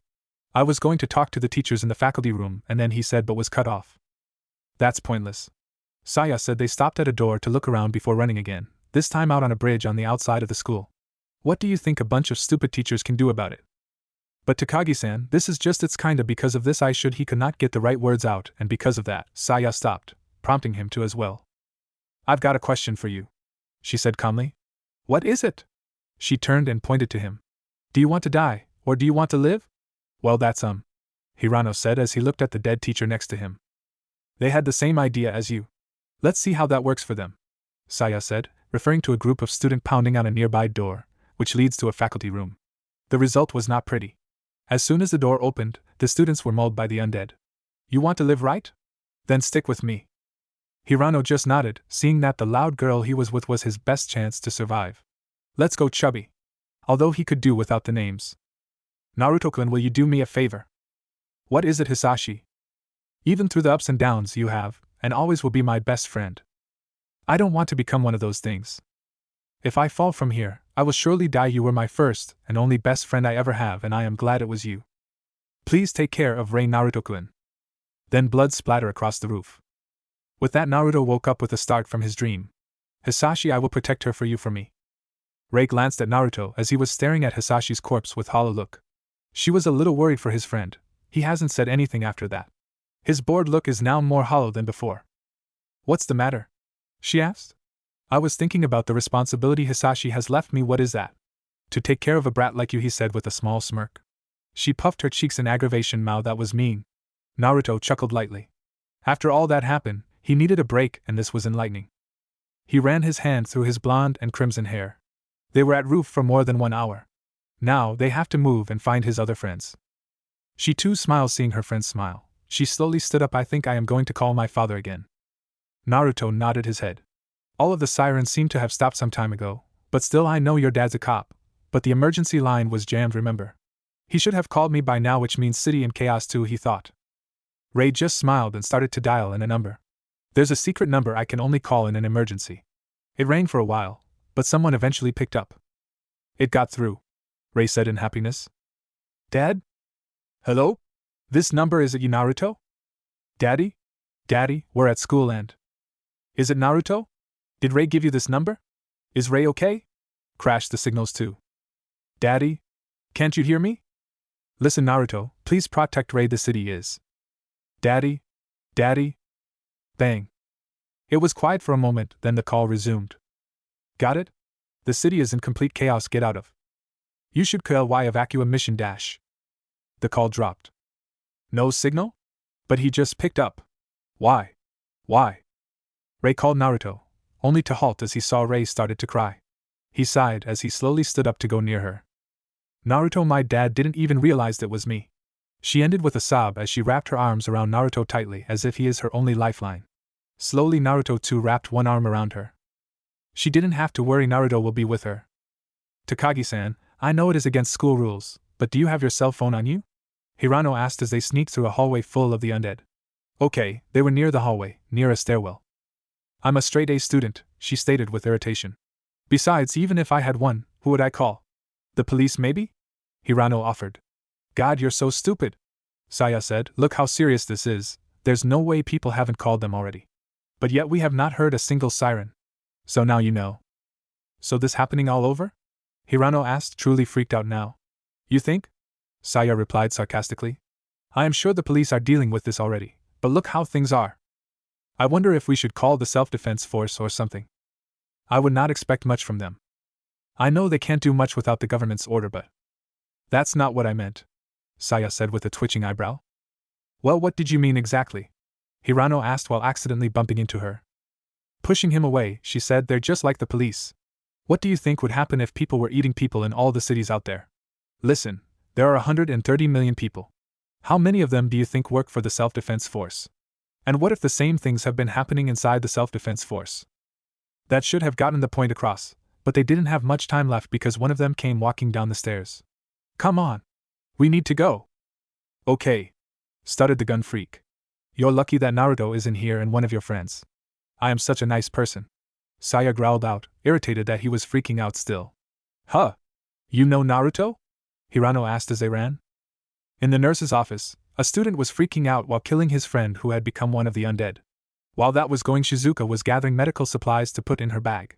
She was just act stupid and like nothing was bad, but she was actually worried and trying to ignore the undead kid in her room. What should I do?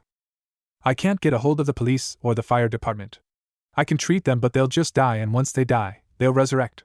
This is just like that George Romeo movie I saw. I don't think it is time to be impressed, the student boy said, out of breath. Let's get out of here, Shizuka-sensei. Hold on a second. Let me take all the stuff I can carry. Shizuka replied as she reached in the medical cabinets. I hope Naruto-kun is okay. She mumbled to herself so no one heard her. You were thinking how she knows him. Well, we have to have a flashback. The first time she had seen him was when she was working on her table near the window. It was third period and Naruto was at the ground going through his taijutsu katas shirtless. She was just passing by the window when her eyes fall on him and her breath hitched. It was not because she saw Naruto's perfect body but the number of scars that are present on his body. There was a long scar going from his right shoulder blade to his left of the stomach. One straight down from chest to waist like he was cut open.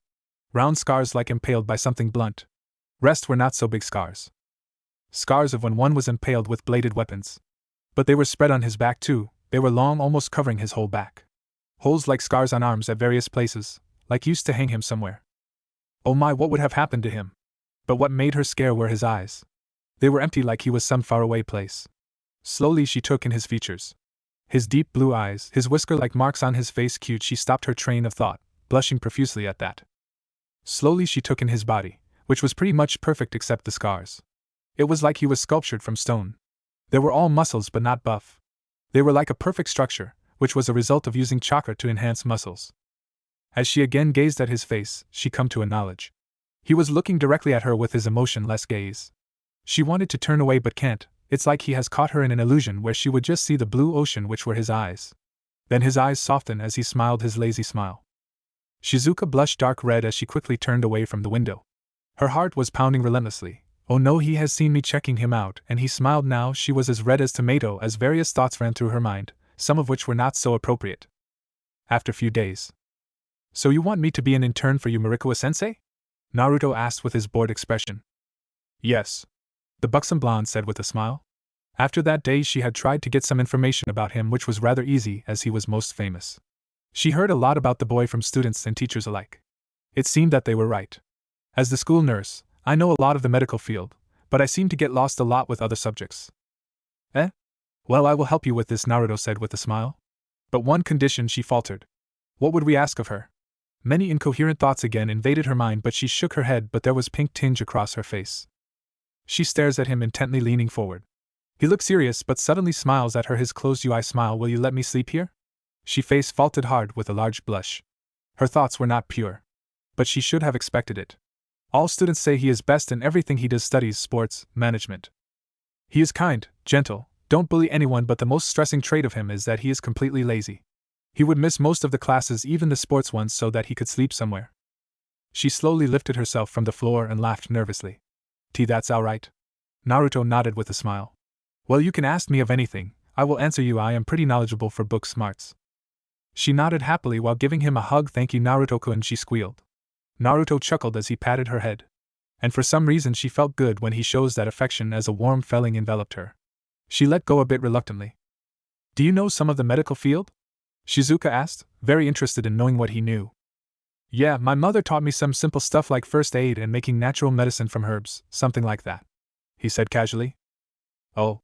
Would you teach me, huh? She asked with a ditzy smile. Naruto chuckled. This woman Naruto has come across has a very pure soul. Her body is that of an adult woman, but her spirit is like that of a young girl. And Naruto has decided he would not let anyone taint her spirit. Of course, but you will have to teach me too, Naruto said, trying to sound little excited to make the woman little happy. Shizuka smiled widely at his response. She also heard that he is a detached guy and have very few friends. Taking a closer look at him, she thought he is everything she could ask for, but she sadly shook those thoughts away. While she may be lonely, she could not do that, could she? Maybe, but for now a friend would do. Naruto-kun, will you be my friend? She asked timidly. She has only one more friend who is out of country most of time, while all other are just passing acquaintances. Naruto smiled lightly, of course. So that's how their friendship start. After that, Naruto would spend a few hours in the infirmary lazing or sleeping, while Shizuka will ask for all type of things.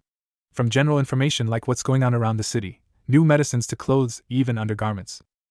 Well, last one she has asked to see if she could get a reaction from the blonde, but all she got was a raised eyebrow with an answer, well, I know few shops which sell them. If you want I can come with you. So at last her plan failed and she was the one who got embarrassed. Naruto helped her to understand the normal things which often torment her. But still she behaves like her ditzy self but understand a lot of things. So would not be bullied. Well, that stops when others come to know that she comes under Naruto's circle. No one dared to say anything to her, such was his presence to evil people.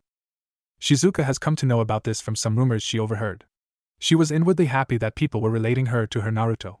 Wait, her Naruto, that feels so right. Once she has asked, Naruto-kun, how is you able to sleep so much? Naruto blinked as he was sitting in a chair in front of her, elbows on the table while his head between his hands. Well, I do a part-time job at night, so I fulfill my sleep here. Well, that is one reason, but I am lazy from the start. My mother always scolded me for this, he said, smiling a little. She was interested. At what kind of job do you do? She asked. Naruto waggled his finger. That I will tell you some other time, she pouted. Mao meaning Naruto-kun. Naruto's eyes drifted to faraway look. Shizuka was checking some medicine. When Naruto slowly stood up as he walked over to her, she sensed him approach, looked up to see him standing in front of her. But what entranced her were the emotions swirling in his eyes. Those deep blue oceans which normally only show apathy were now showing emotions, which make her gasp. There was so much pain, sorrow, little happiness which was ripped apart till only a small bit remained. She couldn't get enough of these eyes. She watched as he slowly brought his arms forward. Her heart beat fast as she thought about what was coming. But Naruto slowly brought his arms around her, pulling her in a tight hug. She was shocked, the affectionate display from mostly apathetic boy. But when he started mumbling, tears also came to her eyes. No one will hurt you, Shizuka. But we said next shocked her, if anyone make you cry I will kill him. Her tears stopped as her breath, thinking would he really go that far for my sake, but from his voice she could tell he was serious. Her inner debate was stopped when she felt wet on her head. Then she heard a choked sob. At this she cried harder. He was crying and for some reason she felt herself to cry too. She slowly looked up as tears fell on her face and into her mouth. But she didn't care. Naruto-kun. Naruto smiled down at her as he wiped her tears. Nothing wrong, old memories, that's all. She bit her lip in debate if to ask or not. She has learned that his past is not the best, so should be approached carefully. As if reading her mind, he said, don't worry, Shizuka, I will tell you everything in time. She sighed as Naruto brought her in another tight hug. She sighed blissfully, but after this one thing has cleared in her mind, she has fallen in love with Naruto. Flashback end. Just do it quickly. The student freaked out before the windows to the office broke open and they broke through. He managed to get in front of the nurse and got bit in the shoulder for his troubles. Shizuka-sensei. Get out of here quick. Hey. The nurse said as she backed up, clearly afraid, but putting up her stupid personality. In reality, she was much smarter thanks to Naruto, and she liked that about him. She knew she was not that smart, and he took the time to help her understand a lot. Hey, I'm sorry, what was your name again, please? What? The student asked, not believing what he heard, and his lack of attention got the better of him as he was pushed down, and the undead fell on him as well. They were about to get to the school nurse. She looked scared, but I still have to tell him my feelings, she thought desperately. But thankfully someone came to the rescue. If she remembered correctly, this was one from Kendo Club who challenged Naruto time to time. Siko. Her name was Siko Busujima.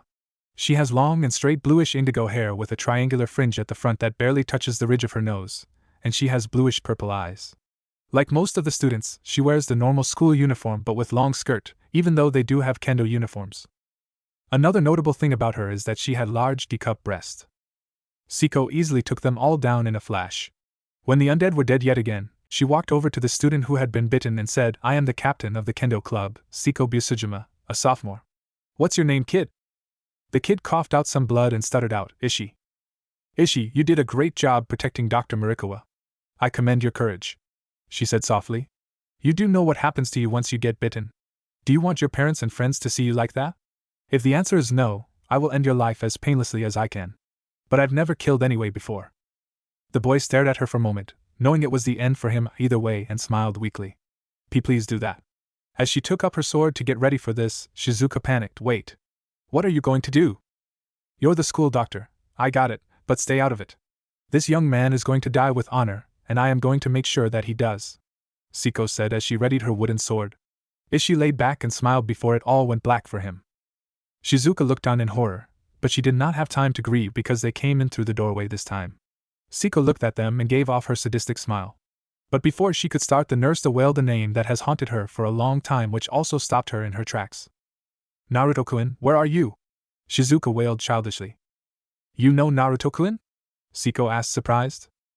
But we now have to see how she comes to know him. Flashback. Naruto was standing in Kendo Club as of now. Kurama's words were clear to him: things revolve around you, and to change that you have to be strong. He has been practicing his swordsmanship skill at many places, which shouldn't be told. But he has heard that the captain of this club is really strong, so he wants to practice a little too. As he enters, he talks to a passing boy, who looked at him like crazy when Naruto told his reason, but shrugged before going to his captain.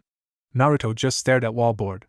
That's when the captain of Kendo Club comes forward and Naruto has a good look at her. Siko Busujima came towards the boy, which could be called a man as he was taller than her. She has heard a lot about him from other girls. He was said to be perfect. They said he was genius in studies, even though missed class, great in sports, manages school discipline, but has a major quirk of being lazy beyond anything. That's why she can't determine his position. How someone as lazy could be perfect. But when she matched his eyes, she stopped in her tracks. She couldn't read them. She was always able to read something, but now all she could see was apathy and determination. But for what she don't know. She shivered involuntarily, such gaze which clearly told he didn't believe us to be better than him. Such confidence. She shook her head to clear her thoughts. She looked as Naruto's eyes roam over the place before settling on her figure.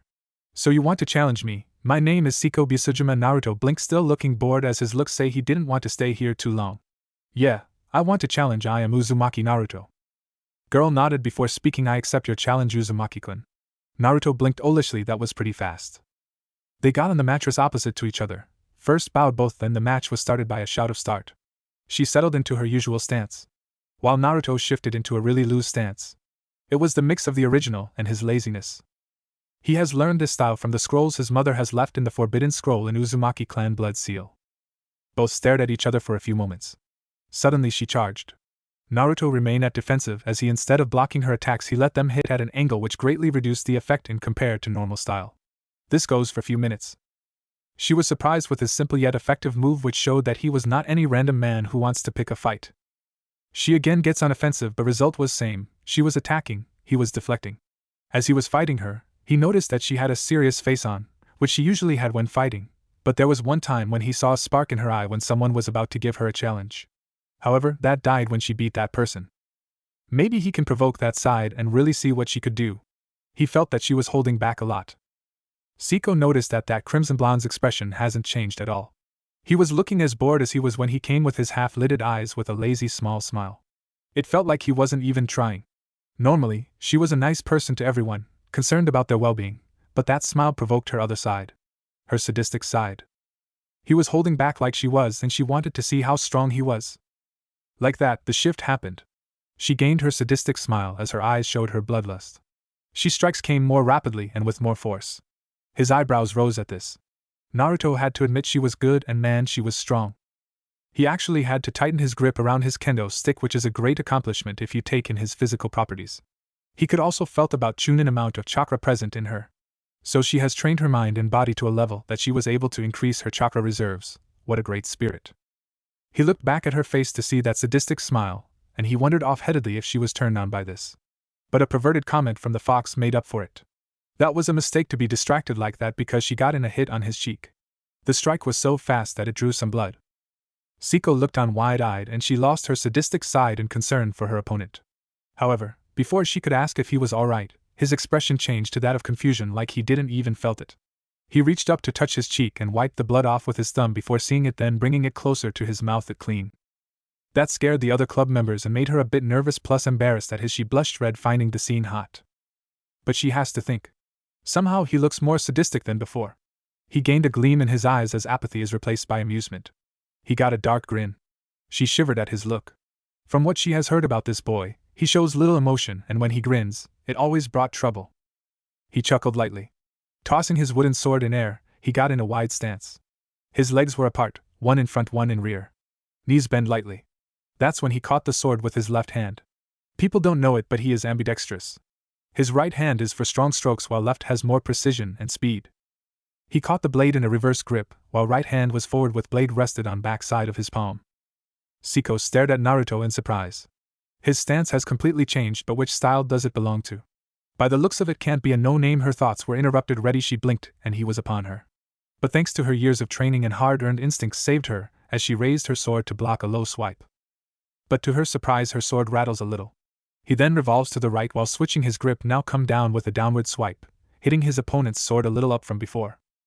Now her sword was shaking, however she holds the blade in basic stance. But before she could move, he again revolves, this time from left. He hit his opponent's sword at the tip of the wooden blade. The force behind the attack makes her hand shake as she was pushed to knee with the last attack. Before she could do anything, he was upon her. As she looked up, his sword was inched away from her head. Her eyes widened as he whispered, Uzumaki Kenjutsu Yurei Satame Mesatsu, Uzumaki style shake to obliteration. The entire club was silent. Nobody made a sound. They were too stunned to do that. Their captain, who has not once lost a match, was on her knees. Just then the blonde chuckled as he removed his sword. The girl has not stood yet. Squatting down in front of her, he brought his right hand forward, flicking her nose. At last this broke her from her stupor, as she closed her eyes from sudden pain. Naruto again chuckled. You are good, actually too good for our age. She blushed a light red. I can tell that you spend lots of time in it, no? She shyly nodded. Naruto smiled fondly at her. But she saw in his eyes that he was remembering something. He patted her head. Keep it up, and you will be great in future. She couldn't say anything. This boy, no man has come here, then annihilate her now. He was patting her, and all she could do was blush a cherry red. He slowly stood up. She followed his every movement. His grace is that of a warrior, she could tell. He goes to the side bench where his jacket and that long kodachi-type blade were placed. He put the wooden sword on the bench while putting his jacket on, then tying his blade to his waist. He said sorry about the wooden sword as he started walking for the exit. Now she has collected herself enough to stand up, as he said over his shoulder. I got carried away a little with the fight. All students blanched at that while thinking he annihilated Taicho, and he said a little. But Siko's thoughts were different. What do you mean? She asked, confused at his sudden apology. Naruto stared at her with one eye over his shoulder, amusement and little mischief dancing in his eyes. He chuckled and just started walking. I will meet you later. With that he was gone. But his last statement made Siko think like he knows she would come looking for him. Maybe she would to persuade him for the club, or other reasons. Her inner argument was stopped as she heard noises of cracking wood. She looked around for the source while all were looking for the voice too. As the voice continued, all eyes fall at her hand. She blinked and looked down at her hand. And to her shock, there was slowly a crack coming down from the edge of the sword to downward. It continued till it reached the place where Naruto has struck first. Where noise increased as finally the sword broke from the middle, falling on the ground again, splitting into two pieces. Her eyes widened in shock, awe and fear at what would have happened if she was struck. What the h, he broke my sword. All other students were silent, and were sweating while turning blue. Having the same thought, what is he? But now she knew why he said they would meet again. It was then her relationship with the blonde built up. After a week. Last week Siko has asked her father, who was the master of Busujima family and a great master of sword. She has asked his father if he knew anything about Uzumaki Kenjutsu. But all he does was looked at her in confusion as he asked, no, this is the first time I have heard of this style. From where do you heard it? She was a little embarrassed at telling her father about a boy, but hid it well with her curiosity. She told him about the Uzumaki Naruto, at how he has joined the school just few months ago. And when he was told to join a club, he has visited their club where he challenged her, and then defeated her. She doesn't left a thing out well except his patting, compliments and blushing. To say his father was surprised was an understatement. He was shocked. Her daughter is one of the most skilled master in the family. For her to be defeated in just one move. He stroked his chin. Uzumaki, I have never heard of this family. I will search a little about it. Does he say anything about your skills? He wanted to listen about the opinion of a skilled fighter other than him. Her cheeks gained a pink hue. He has said I am too good for my age and that I must have spent lots of time practicing. He also said to keep up and I will be great in future. She finished her sentence too quietly. His father just laughed at her daughter's embarrassment. She just blushed more intensely. He spoke true. He deciphered it quite accurately. I will search for it. Siko nodded and left the room. Another week later. The rumor of her defeat spread like wildfire. The people who were first wary of Blonde were now downright terrified. Her father searched for the name thoroughly as he too was interested, but to her dismay he couldn't find anything. So she decided to approach the root of the problem with some indirect questions. And she found him where students has told her, sleeping at the roof. As she approached him, opened one of his eye half-lidded. He stares at her. You came Busujima-senpai, he drawled every word. He slowly stood up. So what can I do for you? She fidgeted a little under his bored gaze. What is wrong with me? He is just staring at me and I am all nervous. But she asked, I want to ask a few questions. Naruto sighed, then brought his hand forward. Then first we should introduce ourselves, and you have to become my friend. He smiled at her. She smiled back, so what she heard was true. He is kind, gentle and many more things. Of course, I am Busujima Siko. I am Uzumaki Naruto. So, ask. I will try to answer but can't guarantee of all. She nodded. Where did your family came from? Naruto sighed as he leaned against the railing. There is a small town few cities away from here to north, whose history is of warriors. She blinked. Well, that was vague, but she got a clue. Last question, would you join the kendo club? Naruto stared at her but then shook his head. Sorry, but no. But why not? She asked immediately. You have skills better than mine. Naruto stared at her seriously because she leaned a little. It will cut my sleeping time, he finished with his eyes closed smile. She face faulted hard. She stood up, rubbing her forehead. Now she was sure of one more thing. His legendary laziness was real. Before she could protest, I have few other reasons, but I will tell you that later. But I will be there whenever you need help. After all, we are friends. She smiled and nodded. After that, she would challenge him from time to time. Results will always be the same, but she improved greatly as he would give her tips while touching her with his soft touches to make her correct. She would just blush furiously while being stuttering mess. Really, she can't understand what happened to her while in his presence. She had also heard that he was an enigma, and no one knows about his past. But she didn't ask as they said it was painful by the look of it whenever reminded. And at last she was spending her free time with him, resting at his secret places, which were amusing to say the least. Like a tree, she would sat beside him as he lay on the bench, all the while fingering her skirt so that someone wouldn't get a peek. With him she felt at rest that all will be alright. That he will be there for her. She was also able to force him to be her partner in the coming tournament. They have reached the final with relative ease. Her with her normal style, while his with his lazy stances. Judges' sweat dropped at his attitude. They think he won't last a match. But to their surprise, Blonde don't even get a hit. His reflexes were excellent, as was his speed. He will evade every attack at amusing angles. He even did the handstand. Then he will finish with single attack. But real thing came at end. They have reached the final. Naruto has watched her every match intently. She would blush every time she caught his interested gaze. She knew that she has feelings for the blonde warrior, and with time they will only increase. He was just so nice. Taking care of everything for her, helping her where he can.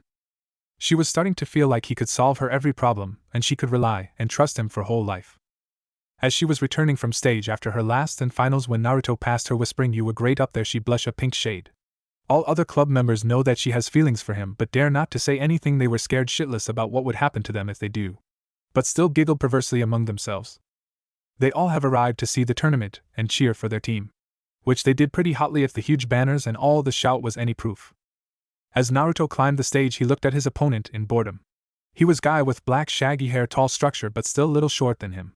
His muscles were buffed, and he has yellowish skin who got tick marks at seeing his bored look, but then smirked. "You know, after we won this tournament we will take your girlfriend," pointing at Siko, "over there and have fun with her while you will be in hospital moping at her loss that you won't be able to do anything." Entire stadium was silent after this comment. Nobody tried to talk as waiting for the response. All Kendo Club members were extremely pissed but now pitted his opponent. They knew what Naruto do to those who trouble his friends. Some of those people won't even come to school for a few weeks. Siko, while not entirely affected by the statement, stared at Naruto in concern. She knew he treasured his friends to great lengths. But she also wanted to hear his response. He lowered his head as his eyes were shaded. Then suddenly killing intent started leaking from him. It wasn't enough to make him unconscious, but at least that he was shaking like a leaf. Others also feel this, and it was making breathing hard. Naruto adjusted a new stance, legs wide, knees bent, sword in his right hand, a normal and tight grip, resting on his left side in a quick withdraw style, and said in a dark voice, "Referee, start the match." Siko's eyes widened. "He will use the style here." She tried to console him, "Naruto-kun Cal," but she stopped mid-sentence, as he glared at her, which clearly said her to shut up, and that she did. His opponent was still shaking. "Referee," even with the feeling of death, stuttered out, "H Hajime." Just then Naruto revolved to his right, bringing out his sword in side swing. He channeled a large amount of chakra in his arm as well as invisible coating to the sword. He exclaimed in a little loud voice, then normal, "Uzumaki Kenjutsu Fukushu no Kibetsu, Uzumaki style, vengeful scorn." His opponent brought up his sword to block. But to his shock and dismay, Naruto broke it like a twig, then it continued on its path, which seems like slow motion, and connected with his right upper arm. There was sound of crunch and cracking. His arm bent to a new angle while Naruto's was not yet finished. He pushed hard. There were more cracking sounds. With that he was sent flying towards the judges and crashed into the table. All people stare at the scene in stunned silence. Their eyes fell on the boy who crashed into the table. His right arm was bent to unimaginable angle and bone was sticking out. His right side of ribs was also cave and maybe 3 to 4 broken. Blood was leaking from his arm and chest. Naruto's voice finally broke the ice as he said loud enough to that man's other friends to hear, "Any of you even come near her, your parents will be picking up corpses." Naruto glared at them with his eyes now with slits. They shrunk back in fear and furiously nodded. Naruto then tossed his sword to the referee, who looked at him confused. Check that sword so you won't say I cheated. Referee nodded, that could be a problem. Naruto sighed as he turns and left the stage while running a hand through his hair. Suddenly all started cheering. Kendo club members were at heaven as they could boast of their victory at tournament, as well as news story of Naruto for school. They were almost giddy to scare the bullies with this story. And no doubt this will be in news tomorrow. But Naruto didn't stop there. He quickly exited the stadium while picking his bag that he brought with him. Siko was too stunned to respond. He did that for me. Finally she came out of her stupor at the shout of her club members. She saw her friend exiting the stadium, so she ran after him. As she ran in search of him, she heard sounds of breaking glass in the restroom. She rushed in there, not even caring that she had entered the gents' restroom. What she saw almost made her cry, but she held it in. Glass was broken and there was blood on the floor, and Naruto's right hand was dripping blood, which shows that he broke the glass. Naruto, who was till now staring at the ground, he looked at her. She was shocked what she saw. There was grief, pain and sorrow in his eyes, but not a little speck of happiness. He looks so vulnerable right now. Siko, she has come here to argue with him, but after seeing his condition, she can't bring herself. Are you okay, Naruto-kun? Naruto beckoned her to come near. She hesitated for a split second, but her resolve to ease her friend easily overrode her hesitation. He has opened his arms, and she knew what he was gesturing. She knew Naruto was not a pervert, but this is her first time hugging a boy, but the vulnerable expression made all her hesitations fly away. As she strolls forward, Naruto brought his arms around her in a tight hug. She stiffened a little but slowly wraps her arms around him too. That's when she heard him mumble, "Why you guys are all I have left." At these words Siko's eyes widened in horror. She knew he only had few friends. Oh no, that M means his F family. She didn't want to finish that sentence. How can be world so cruel to a person like Naruto? She hugs him back tightly. Now she could understand him, if only a little. That's when she felt her head wet. As she looked up, Naruto's eyes were shut, but tears were dripping from his chin as they fell on her cheeks and near the lips. Please don't leave me, he mumbled, eyes still shut. She lowered her head and hugs him tightly, pressing her breasts into his chest. Don't worry, I won't leave you, I promise. Those words were enough as he let out a choked sob, then a shuddering breath. Siko don't understand much about her feelings. But she could not leave him, or his already shattered heart will be. After a few days, Siko was sitting in front of her father, as a newspaper lay at the tabletop with a picture of a brown shaggy-haired boy who was carried on a stretcher with a broken arm and caved-in chest. Master Busujima stares at her daughter seriously with a well-hidden curiosity playing in serious mode. So you won the tournament? Yes, father, she replied calmly. So, tell me what happened to this person? She stared at the picture, then at his father, trying to collect her thoughts. Whenever it comes to Naruto, she can't think straight. He insulted me. At this he raised an eyebrow and then Naruto-kun beat him. He stared at her daughter long and hard. He knows that her daughter holds affection for the boy. But his curiosity gets his better. But didn't the referee stop him for causing this much damage? And he moved what? He only used one move. Now Master was perplexed as well as incredulous. You mean he does that much damage in one move? Yes, he used one of his family kenjutsu moves. What was the move? He asked seriously while she nodded. Uzumaki kenjutsu Fukushu no Kibetsu, Uzumaki style, vengeful scorn. He nodded. He really has to see the tournament recording later on. Okay, we are here, Hirano said as they entered what looked like a woodshop classroom. What do we do now? Although, I do see some things that would come in handy. Just shut up, you chubby geek. Saya growled, clearly annoyed. Lock the door so they won't come in. Hirano quickly did that and turned back to the girl. I locked it. Seeing the tools laid out on the desk in front of her, he asked, Are you going to use those as weapons? You're one of those basement shut-ins, one of those military nerds or gun geeks, aren't you? Come on, you must have seen this thing before. It was in that Mel Gibson movie. A nail gun and its gas, Hirano said as he observed it. Hell yeah. We won't be able to carry it around if it was one of those compressor types, right? God, you're fat and stupid. Saya sighed. So you like movies? Hirano asked as he worked. Don't be ridiculous. I am a genius, so I know everything, Saya stated like it was obvious. As Hirano went through all their supplies that they found, he asked a question that had been bothering him. So how do you know Naruto? Saya looked at him stupidly before saying, Simple, Hisashi introduced us. He was having trouble with some of his studies and I offered to help. Although our first meeting was different to say the least. In this FIC, Hisashi's parents knew Takagi's, but there was no close relationship between them, they were just friends. Flashback. It's a week since Naruto transferred to this school.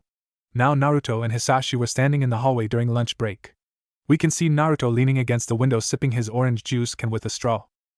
Hisashi was facing a twin-tailed pink-haired girl. Saya, meet my friend here, Naruto Uzumaki, said Hisashi, gesturing towards Naruto. Naruto stopped sipping and looked up at the girl with a bored gaze. Then he again starts sipping. Hisashi's sweat dropped lightly at his friend's laziness. But the girl didn't take it too well, so replied arrogantly, nice to meet you, stupid, with a smirk.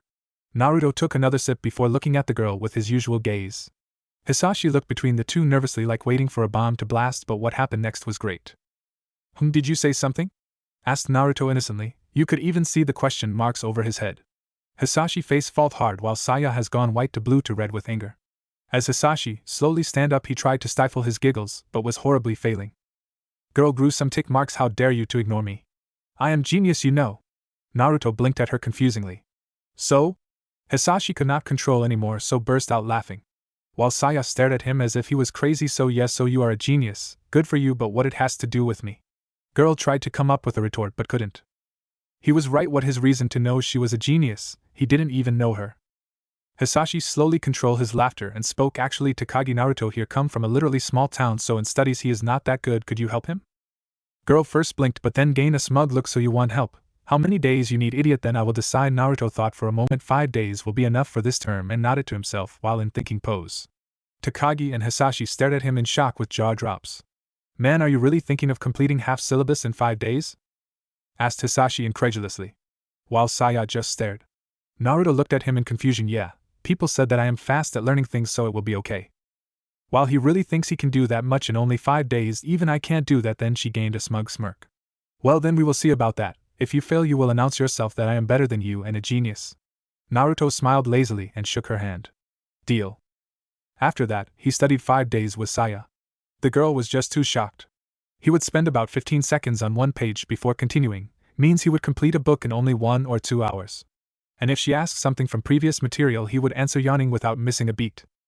After that, she realized that in front of him she had fallen short. However, she couldn't understand how a person like him be a genius. But after first term she was sure of that. He has gained first rank. And the most infuriating thing was that he barely attends any class. Most of the time she will find him sleeping at the roof or nurse room or stairs. Even interest near PE and the class he attend, he would fall asleep. Teachers were infuriated with him badly. How can someone rank first without being in class? They tried to expel him through principal, but he just said everyone has his quirks, this is his. As long as he produces results it will be alright. Part, which she didn't tell but remind herself. It mostly affects her. She was intrigued by this enigma. The most they know was he came from a small town, leaving his home for studies. Whenever they tried to ask something, he would somehow escape from the question without them even recognizing. That's where her crush starts building. She would try to spend time with him, while he just lazes around or met few people, that are all. Nor intimidate relationship with anyone. The close he has were Rei and Hisashi, while they are the only ones he has let her met. Slowly his personality also rubbed on her, his carefree attitude just attract like a magnet. Not that she would tell him about her crush, of course. Although, if he ever asked her out, she was definitely say yes. But of course, since they were friends, they usually hung out normally anyway. Flashback end. Hirano wanted to laugh at what he heard, but he controlled himself as he worked on the nail gun. You're right, that meeting was a bit different. But what made you be friends after that incident? Saya smiled. After I come to know that he is a knowledgeable person, I start spending time with him. We discuss a lot of things. He would laze around and I will ask question about anything I wanted, he would answer. It was like he is electronic library. History, novels, languages, mechanics, anything. But when I asked him how he knew so much, he just said that he likes to read books in libraries. Sometimes I even think that he has read the entire library, bingo. And from the way he behaved with other girls and me, it was different. He is not like the other guys in this school. He didn't treat us different because we are girls and give respect. And nobody knows his past, which makes him an enigma to me, and I have always thought different. To me, he is one big puzzle. Hirano smiled at that. Naruto was an enigma. Glad I am not the only one who thinks that, but it sounds like you have a small crush on him. Don't be stupid, Saya said quickly as she turned the other way.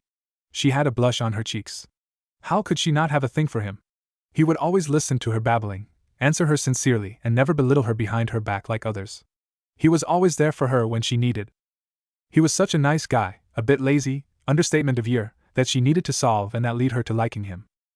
However, those thoughts were put on hold as the door to the room was being banged on by them. Luckily, Hirano was done just as the door burst open and they flooded in, and he managed to shoot them all down with nails. Gotcha, he said with an insane smirk. Hirano?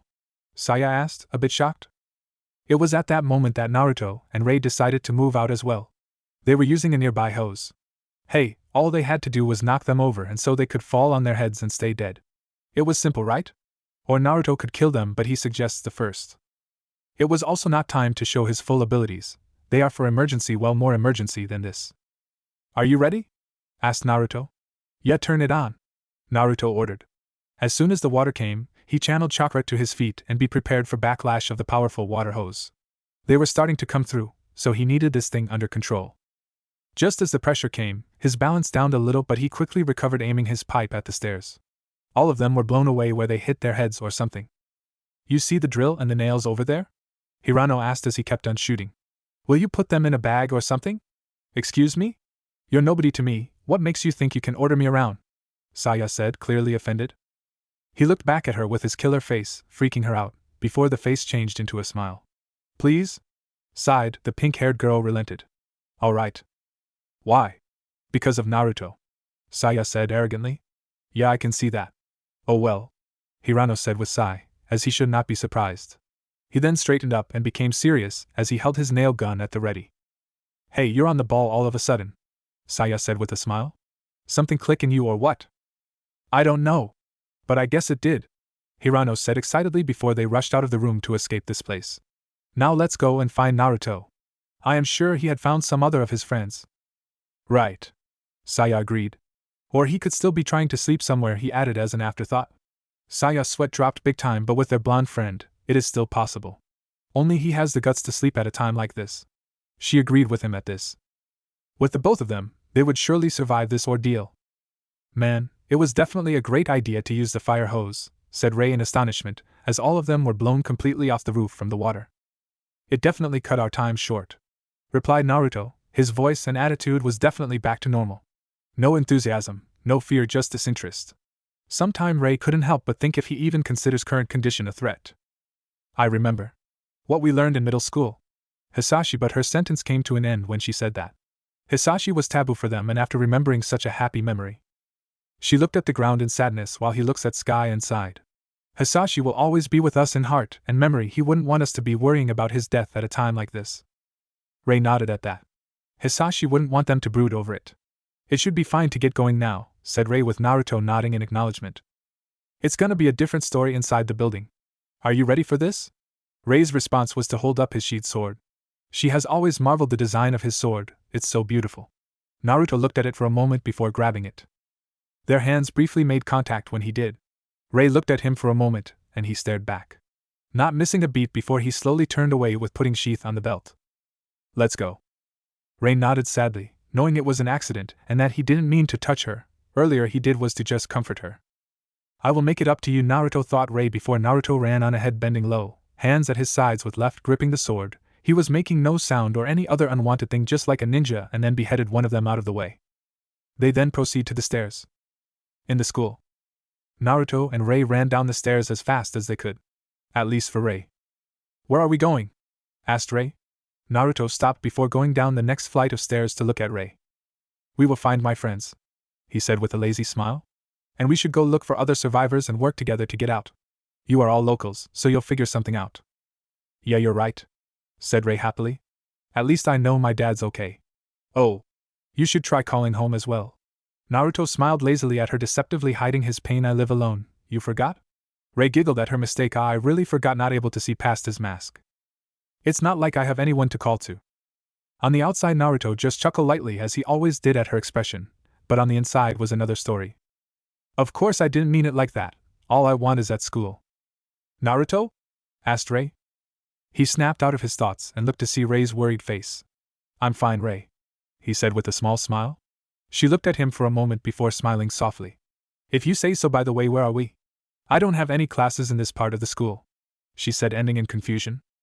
Naruto looked around too, but unlike Rei, he knew exactly where they were. Well, if he wants a safe sleeping place, he has to explore school first. With that, he starts descending.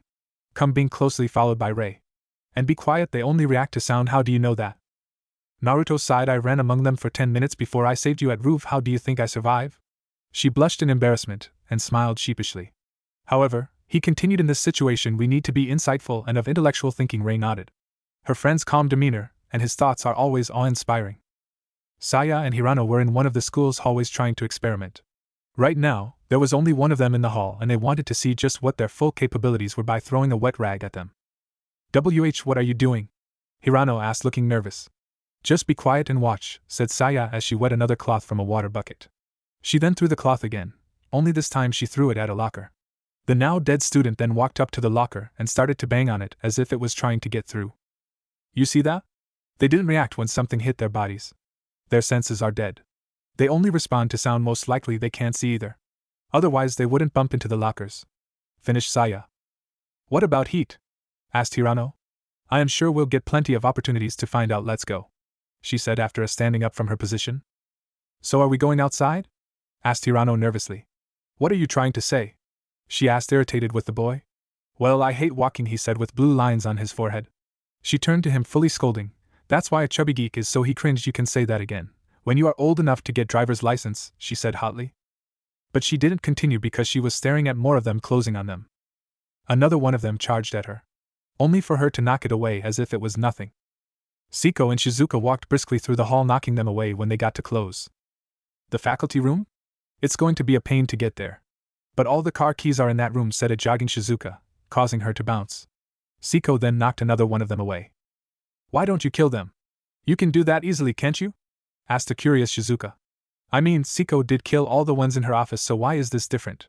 You wouldn't want to stuck at a place just because you want to smash all their heads. They would surround you before you know. Besides, they are unbelievably strong. Once they grab you, it's difficult to get away. Shizuka had a look of amazement and understanding after her explanation. You're amazing, just like Naruto-kun. He too knows everything, she chirped happily. Siko was about to ask how she knew him, but Shizuka then proceeded to take a step forward. Unfortunately, she tripped on a rug that was on the floor, causing several different effects. Her bounced, she fell on her ass, and it was in an erotic position on the floor. Oh no! What was that? Mao said, a flushed Shizuka. What you are wearing isn't exactly made for running, said Siko as she grabbed the bottom of Shizuka's skirt. Shizuka blushed and was about to tell Siko to let go, but it was too late. Siko ripped her skirt all the way up to her hips, showing a little bit of her purple lace panties. Hey, it's an expensive brand, said a now little mad and flushed Shizuka. Siko just sighed and looked at Shizuka. What's more important, clothes or your life? Her answer was a pouting Shizuka, saying, both. Crash. What was that? Asked now scared nurse. Is that from the faculty room? Asked Siko. They start running in that direction while Siko asked, so how do you know Naruto-kun? Shizuka first stared at her confusedly but then smiled widely. Oh, he is interned for me as school nurse.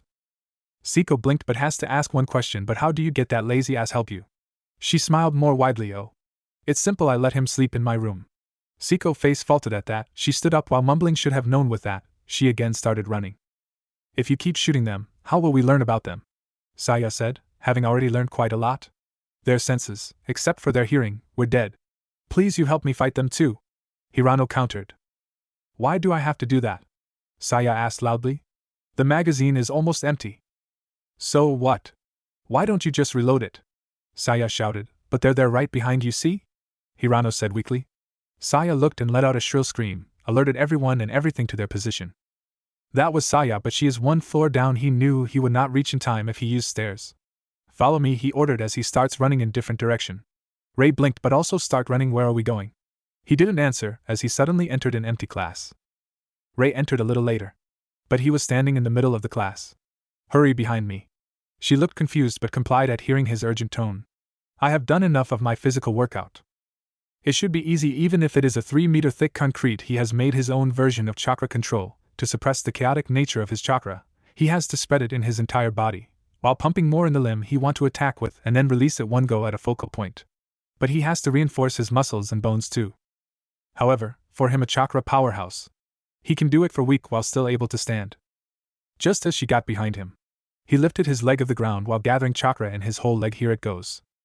She took a step back in fear while mumbling hi. Hirano said man tried to fire but the magazine is Saya then took a step back only to trip on the bag of tools she hadn't realized she dropped as her breasts bounced lightly. She then backed up to try and get some room between them but she ended up with her back against a broken trophy case. Looking up in panic, Saya mumbled, get away, get away. Takagi, said Hirano in panic. Stay back. Stay back, yelled Saya as she threw trophy after trophy, as a dead person, but it had no effect as he kept walking towards her. Just then the room shook, which made the undead stop for a moment for some reason. Suddenly the ceiling at the center of the room fell away, forming a dust cloud.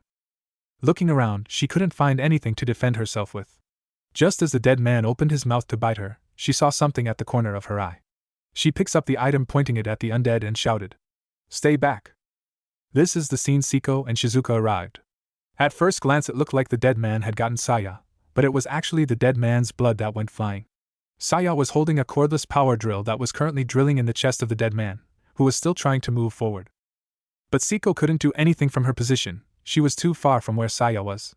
But to her surprise, suddenly a figure came out the smoke from the room's center. It was someone she knew too well. As Naruto came out the smoke, he took a glance around the room to analyze. Hirano was alright, but Saya, so he moved fast. Saya's face was turned other side as she cried, "I can't take it anymore, MOM." She slowly stopped the drill and dared to look up, but to her dismay, the undead face was still intact. She was about to scream again when she saw that head was not moving. Just then, her eyes fall on a lope of blonde and crimson hair. And she knew only one with that type of hair, so she immediately slumped to the ground. Everyone, including Rei, who also has jumped down, was staring at Naruto in shock. He was holding the dead man with only right hand, and the person was struggling to break free but can't from the blonde's vice grip. Naruto has a serious but still bored expression, but his eyes have hardened like that of a veteran warrior. He gazed to the left to see that 3 more undead were at the window. So with one arm he lifted the undead of the ground and threw him at 3 other like a baseball with great strength, which was not a surprise as you take in his Hanyu status. From now on there will be no claim of him being Hanyu except if it is important. He will have guy-like strength, he could break boulders without chakra. The result was something they didn't suspect. Behind the throw was such force that after colliding with the other 3, they were all pushed off their feet and out of the outer window to out of the building. All were little stunned at this display of power. But Naruto didn't stop there as he saw about 7 more undead coming toward them.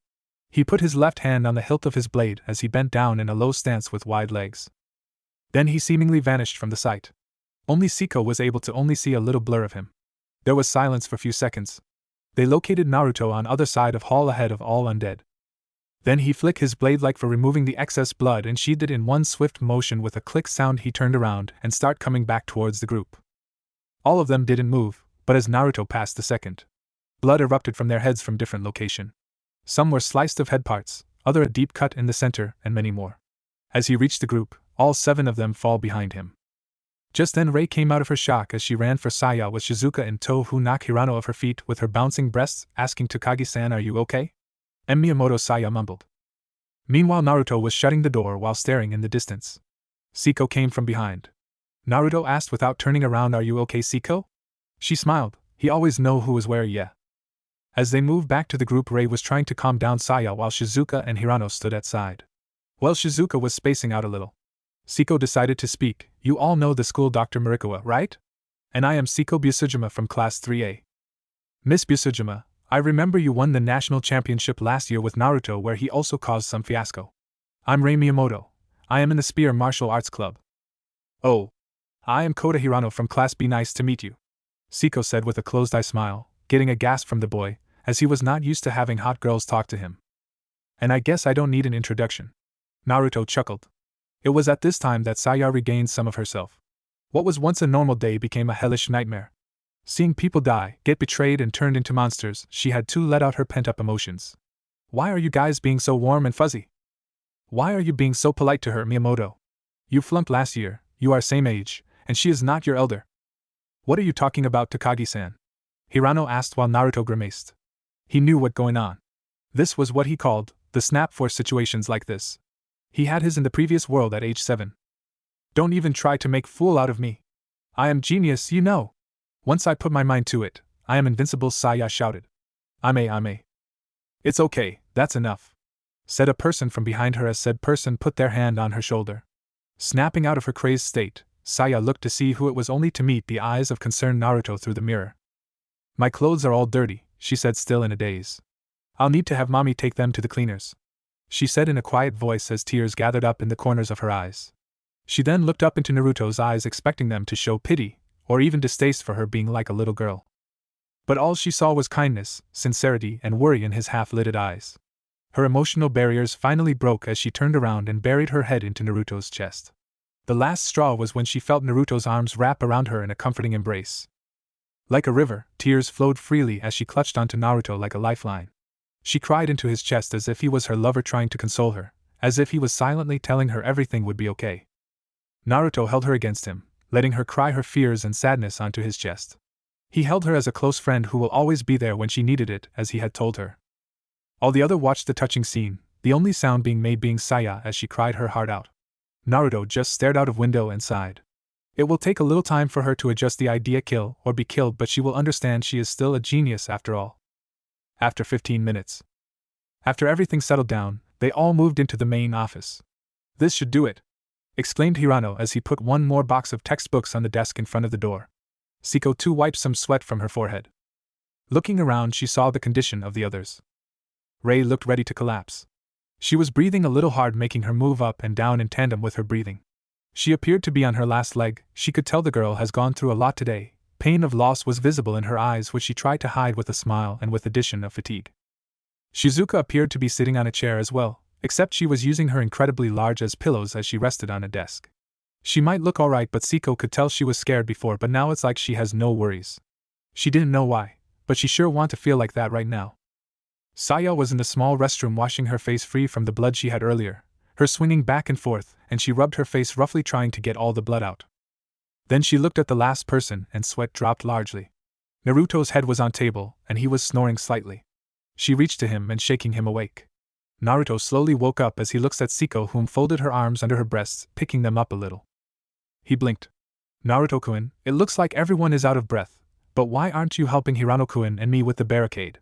The purple-haired sword mistress asked while rolling her shoulders. Because I was sleeping, he answered lamely in his bored tone. Everyone's sweat dropped, even the head-down Shizuka at their friend's antics. And any other reason? She asked. Naruto sighed. Because it was a waste idea. She blinked. Why? Now everyone was looking at him expectantly for an explanation. You do know that those things are blind. At her nod he continued. You were making noise to which they respond, so in a sense you are calling them here. The barricade is useless because once they heard the sound they will pile up at the door. They will break the door without barricade and will file out in the room one by one, to which we can easily kill. But with barricade and the noises it will attract more and also require more of them to break the barricade, and once they did they will flood the room and there will be no way out. All were staring at him in surprise and awe, but then Hirano asked, but why didn't you tell us before? I didn't get enough sleep today, so I was sleeping. All of them hung their heads at their friend's laziness. However, chuckle a little too. Now that they thought about it, what were the odds of them all surviving who are all related to a single person? It just seemed a little too convenient, didn't it? Hirano walked into the restroom and saw Takagi still washing her face. Concerned, he asked, a bit hesitantly, Takagi-san, are you okay? He was surprised though when Saya lifted up her head and put on a pair of glasses that gave Saya that sexy librarian look. G-glasses? She turned to him while throwing towel at him, aggravated. So what, my contact lenses keep moving with that. She walked past him. While he stood there's towel fall from his face with a blissful look on his face. Mumbled glasses. Smiling lazily, Naruto said with a yawn, thanks. Where's your car keys? Asked Siko to Shizuka. Looking up after her short rest, she began to look for them. They're in my bag. Naruto sighed and asked sweetly, Shizuka-chan, do you think your little beetle will hold us all? All girls first stare at Shizuka in well-hidden jealousy, then looked at Naruto. As they thought same thing. He never called me like that. Hirano's sweat dropped at the girls who were trying to lift their stare somewhat glare from the nurse's head. Well, now you think about it, said an embarrassed Shizuka, as she thought of her beetle Volkswagen with the sweat drop, seemingly oblivious of everything. After catching on to Shizuka's dilemma, Siko asked, what about the microbuses we use for the club's away games? The key for those are on the hangar. I see the bus, said Hirano after looking out the window. Sure, they'll work, said Naruto after he took a drink of water. But where are we headed? Asked the curious Shizuka. Don't you guys need to check up on your families? Asked Naruto before continuing, seeing that he had everyone's attention. They all looked at each other and nodded. We'll start off with the closest house, and we'll help the families if they're in trouble. Then we'll find somewhere safe. What's wrong? Asked Saya as she saw Rei looking at the TV. What is this? Asked a petrified Rei as she looked at the TV. Grabbing the remote, Siko turned up the volume on the TV to hear what is happening. Naruto too stood up and walked towards them. The government has begun to consider emergency measures against the outbreaks that have been occurring all over the place. How all the political parties have been expressing their uncertainty. Well, they are faster than I thought, Naruto drawled. Asterisk, however, we are unsure of the state of the SDF's defensive asterisk at this point. Siko changed it to another news channel. At the moment it was doing live coverage by a newswoman with police and firefighters in the background as they put body bags on stretchers. Asterisk, it's been feared that more than 10,000 have been victimized in the Saitama areas. For the governor has already *gunshots. Has already declared a state of emergency and requested the emergency disaster relief. It's a gunshot.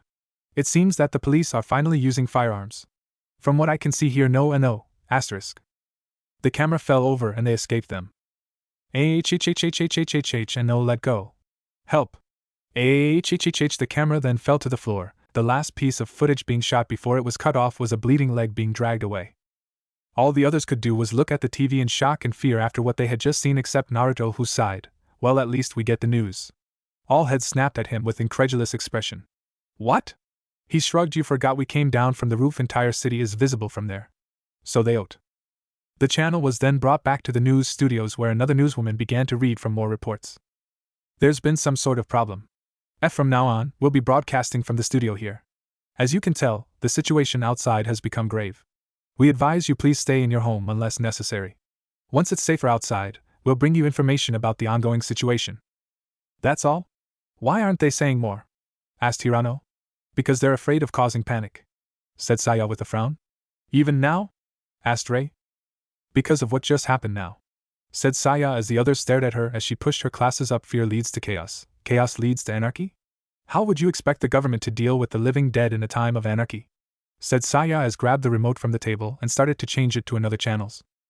This unusual phenomenon has spread throughout America. And has yet to be brought under control. The government authorities have evacuated the White House and will relocate to a command center on board an aircraft carrier. There are reports that this transfer is in preparation for the possible use of tactical warheads. We have currently lost contact with Moscow. Beijing has been set ablaze, London has maintained order, but in Paris and Rome, there are reports of looting.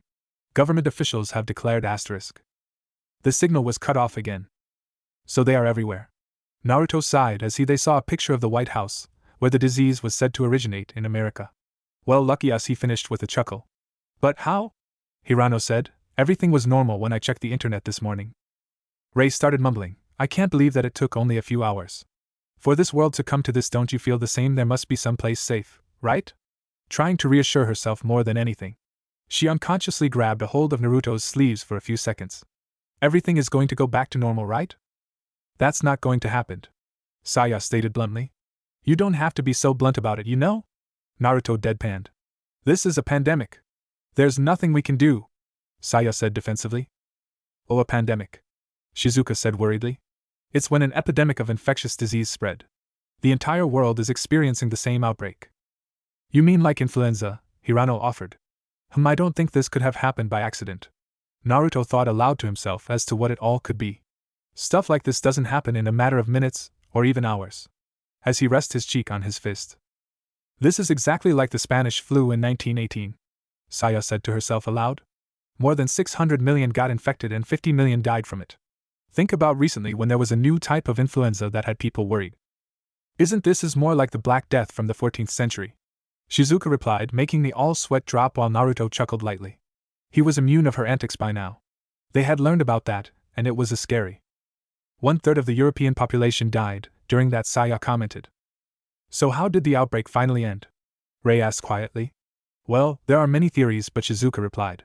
The reason why diseases like those die is because they killed so many, that there's not enough people left to spread the disease. But in this case, dead are moving around and attacking people. Hirano replied as he looked out the window. Siko asked, then you are implying it has no reason to stop spreading? This was when Shizuka had a thought, and turned to Naruto sharply, causing her to jiggle again. It's hot outside. Maybe their flesh will start decomposing, and they won't be able to move, she said like it was the best idea ever. And what is the duration of this process? Asked Siko. Well, during summer, it takes around 22 days for some body parts to decompose. And during winter, it can take months anyway, if we go to our homes, but she was cut off. How do we know they'll even start to decompose? Said Saya as she walked to the window and looked outside. Why do you say that? Asked Siko. Don't these things defy our knowledge of medicine? So why bother relying on it? It could be hopeless. Just how long? What is important is having a location to make use of after we check on our families. Should we act only in our own self-interest, we won't stand a chance out there, said Siko. Sai, if we want to survive this, all turned to him. We must have to be a team that could trust one of others with their life if need be. He ended as he looked at them with a serious expression, maintaining his half-lidded eyes. They don't know how he does that. At seeing him with such an expression, the girls felt a shudder of something go down their spine. What was that? The girls thought at once. Also, we should help survivors if possible as well. While adding to a group would be a bad idea in this situation, saving innocent lives will help us maintain our mentality. Why do you say that? Asked Hirano, now scared. Naruto sighed. Human psychology is very complicated. When we continue in these kinds of situations, we slowly become used to it. We start believing that it will always be like this, which is not a good thing. So if we do things we thought to be right compared to our previous feelings and thoughts, we can easily pull through this, and friends and trust help a lot in this case. He finished standing up and moving for the water bottle again. His throat felt dry. All others stared at him in stunned silence. They knew he was smart, but WTF, now he was talking like a war hawk. Of course, he continued again, gaining their attention. We need to be careful of who we meet out there. We all know each other somewhat, and I am the main connecting link to all, so we can trust everyone in this room. But everyone else, though, is a possible threat. He said again, with the girls agreeing again on his suggestion. He finished his little speech. How do we get out? Asked Ray. The front door is closest to the parking lot, answered Saya. Let's go! Saya exclaimed, causing the girls and Hirano to get ready. Just as they took a step forward to the blocked door, they were interrupted. And where do you think you're going? Asked Naruto as he lazily sat on a chair finishing his bottled water. This had the reaction of all the people to face fall to the floor, making their bounce but also exposing their undergarments to Naruto. They quickly got up after that, but the quick glimpse was enough for Naruto's photographic memory. My, looks like it's a lucky day for you, Kurama, my perverted fox, thought Naruto as he stares at their fallen forms for a split second. There was an unvigilant reply. Hey. What was that supposed to mean? Oh, you want to see? He asked as he sent mental images of few of the scenes that happened today. Then he heard a perverted giggle in his head. I think it is. Naruto just chuckled. Hey, it may be a zombie apocalypse, but he is still a guy and have to have boys talk, and being alone with 4 sexy girls will do that to you. What's the hold up, Naruto? We should get going now while we still have light outside, said a frustrated Saya. Naruto gazed at them, then sighed. You are still not completely thinking with you, head ho, was his response from all. He sighed. What are they, kids? They really are kids. Yes, what you said is true, but are you ready to go out there? We just got in here 15 minutes ago. Are you ready, both mentally and physically, to go out there and do what needs to be done to survive? Asked Naruto as he looked at them. At this, they all stopped and realized that they were still a little shaken about the whole situation. Naruto-kun is right. If we go out now, we have a low chance on even making it, said a bitter Siko for being brash and reckless.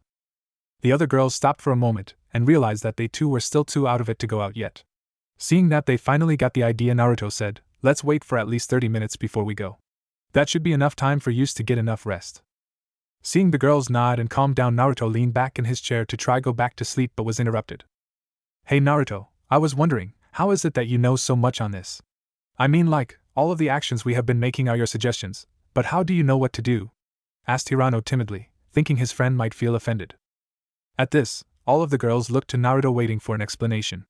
Naruto looked at them and saw them waiting, so he smiled lazily and said, like I told you before, I came from town of ancient warriors. My family also was one of those war families, and it's a tradition to continue their legacy.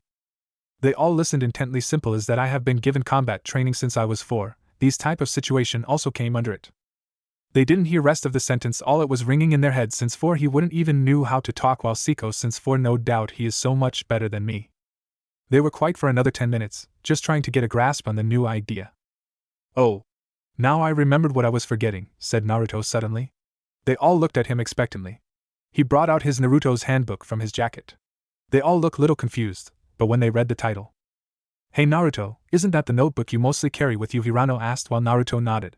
Now they all remembered. He always has this notebook with seemingly thick and best quality paper.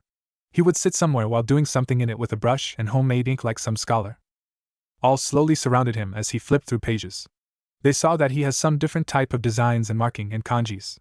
He finally stopped at a page, then bit his thumb, smearing at the page. This action caught them off guard. What's the reason to draw the design if you will spill blood on it? But to their shock and surprise, the design glowed light blue. The notebook was surrounded by smoke, but when the smoke cleared, all their jaws hit the floor. There over the notebook was a black metallic bow staff with silver ends. There are reinforcement seals drawn all over it for strengthening. It was almost unbreakable. He picked it up and tosses it to Rei, who caught it out of reflex. She looked questioningly at Naruto. There is a button near one corner, push it. She looked it over and found the button on the lower side. As she pressed it, suddenly a blade spiked out from the upper end. Whoa, mumbled Rei, as she examined the weapon. He said I was trained in weapons too, so when I came here I found a weapon shop, so I give few orders for these weapons of my own design. They nodded at his explanation, but a question popped in everyone's mind but one vocaled it. How did you do that? Asked Saya. Do what? That popping thing. Oh, this is called the art of sealing. Art of sealing? Siko repeated in confusion. He nodded and passed. It was said to be the quite famous and incredibly hard to master, and my clan was quite feared because of their mastery of this art. What can you do with this art? Asked Saya. Sealing have theoretically no limits. No limits. They almost just yelled in disbelief. He nodded. Yeah, from what I read, it can even surpass current technology. They stared at him in disbelief. There's said to be a man who could teleport from one place to another by using seals as a landmark, artificial personality, explosions, storage space, heat producing, even electricity producing. You are joking, right? Asked Saya. Naruto shook his head. I just showed you one of them. This array. He gestured towards the notebook. That is a seal for storage space. To put it simply, this seal helped me to open a dimensional pocket where I can store almost anything, but size and mass still matters. Impossible, mumbled Saya. Naruto sighed. So, how do you think I brought the bow staff from under the table? All sweat drop a little at that crack. The staff has reinforcement seals on it. It is almost unbreakable. But they again listened. There is a requirement for this to work, he said, and that is? Siko questioned. It was interesting, and she always wants to know about him. Well, everyone wants to know. At this, Naruto folded his arms with a serious look, said, That's a secret. At this, all of them face faulted again. They all quickly stood up, glaring at him, which he easily ignored. It's clan secret. I will tell you some other time, he replied, to at least satisfy them. While they wanted to know, they knew he has some family restrictions too. So for now they will put rest, but they were determined to get the answers they wanted. He then again flipped few pages, again wiped blood. This time there was a small puff of smoke and pouches of brown color appeared. He opened one and brought out 2 kunais. They want to question him but put hold. He was popping out many weird things today, so. He signaled for Saya and Shizuka, as they came near him. He gave each of them one. Put them somewhere on yourself. If no help arrives, use it to stall for time. Stab them with it precisely in the eye. Both looked a little freaked out but nodded as they saw his serious gaze. He was not up for argument. Then he turned to Hirano and nodded at seeing he has his weapon. Said boy also nodded. Then he turned to Siko. Siko, are you alright with that wooden sword? For now I am, she replied with a smile, glad he has asked her. As they adjust themselves, he put his notebook back in his jacket. Guys, they all looked to him and saw he was serious. Are you almost ready? They understood what he meant. If they leave now, there is no telling when they will get to rest again. The world is in chaos, and the chance of them getting to rest will be slim to none. But they knew they could not just stay here and wait for it all to end. Therefore, they all nodded at him. Good. We will take a formation so that it will be easier for us to go. I will take the front with Siko on left and clear the path, Shizuka Saya behind us in the center, as both of you has the least fighting experience. Rei with Hirano rear left and right, cover the back and anyone if we miss. Is this okay? All quickly thought it over and nodded at his suggestion. All right, and be quiet everyone. They all nodded. Naruto then moved all the furniture blocking the door and grabbed the door handle. Let's go. Naruto quickly opened the door, causing some of them to look their way. Hirano then shot them with the nail gun just as they started to move. They then ran out of the door and into the chaos once more. He quickly unsheathed his sword, this time in his right hand. He has to clear the path, so preciseness will not work. He need power to blow them away from their way. They soon were almost, but far from the bus. It was on another part of the schoolyard. Just to confirm it. You need not begin fighting unless it is inevitable. Refrain from fighting when opportunity arises. Siko informed them, but she knew Naruto wouldn't have any problems. Remember, they're sensitive to sound, so keep it quiet. Saya offered her observations. Additionally, they are strong enough to break down a normal door, and once they have a hold on you, you are going to get eaten, so be careful. As they made their way to an outside bridge, they heard a scream. On a walkway underneath them, a group of 5 students. 3 average-looking guys and 2 girls. One of the girls, Naomi, said her boyfriend's name in fright. Takuzo has black hair and brown. He wore the normal school uniform. He also has a sports towel hanging around his neck. Naruto, as he saw they were being cornered by them, so he ordered Hirano to take it out. Shoot it, Naruto said quietly. Right, Hirano said as he shot his nail gun at it, and it slumped to the ground, something Takuzo was extremely grateful for as he relaxed somewhat. Naruto signaled for Siko to engage, which she did by jumping over the railing while he used the stairs while Rei take out from below, while Hirano stayed up for long range as well, protecting the other 2. They take them out as they went. The rest of the group not far behind. Thank you? The girl, Naomi, said loudly. Not too loud, Siko said softly as well. Is there a person among you with a bite? What?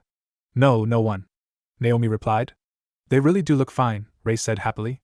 Naruto walked down lazily to them, not even in any hurry, and said, We're getting out of there. Want to come with us? Naruto said in a bored tone. The new group's sweat dropped at this while their group was already used to it. Why yes, she replied nervously. Takuzo's eyes widened when he saw Naruto. He had actually seen Naruto fight at last kendo tournament, and had to admit that Naruto was more than good. He felt safer already. He had his group nodded as they then made their way to the front building. Now was the time to leave this place. The large group made their way to the front of the building and now they were once again in a stairwell, only, this one led to their freedom from this place. All they had to do was get past the walking dead down below. Easy, right? There are a bunch of them down there, said Naruto leaning on the railing closing his eyes. What's the point of hiding here? They use their ears, not their eyes, said Asaya. Then why don't you prove that for us, Takagi? Said Ray, to which Saya deflated. Regardless, if we remain inside of the school as such, we will be unable to move once attacked, said Siko. No way out but through the gate, huh? Stated Ray. Said, not wanting to stay there anymore. We require someone to validify the truth behind Takagi's words, said Siko. Naruto opened one eye, looked out from the corner of his eye, and saw how everyone, including Siko, was nervous about going down there. He chuckled lightly as he pushed of the railing, I'll go, as he starts descending the stairs. The others were startled by his exclamation. Ray then shook her head, no Naruto, it would be more preferable if I were to go ahead of you, said Siko, cutting off Ray just as Naruto came by her side. He stopped and turned slightly to stare at her lazily. He then brought his hand up in front of her face. She knew what was coming next, then he flicked her nose like he always do when he was little amused at something she said or did, as she closed her eyes out of reflex. There was a blush present on her face due to embarrassment, as well as because of contact. But she didn't have it in her to stop Naruto. All other looked surprised while Ray, Saya slightly jealous while Shizuka smiled at their friendship. Even she knows how all girls feel about blonde. No, you both should stay back in case something happens, Ray, Siko, he said with a yawn. They are now getting aggravated with his laziness. Didn't he consider this situation a threat? But why, Naruto? Said Ray as she was scared of losing another friend. Naruto then looked at all of them with a lazy smile. Why? Maybe I am waiting for something to happen. This only increased their worries. He waved a hand dismissively. Don't worry, I have better reflexes than Siko. I will be fine.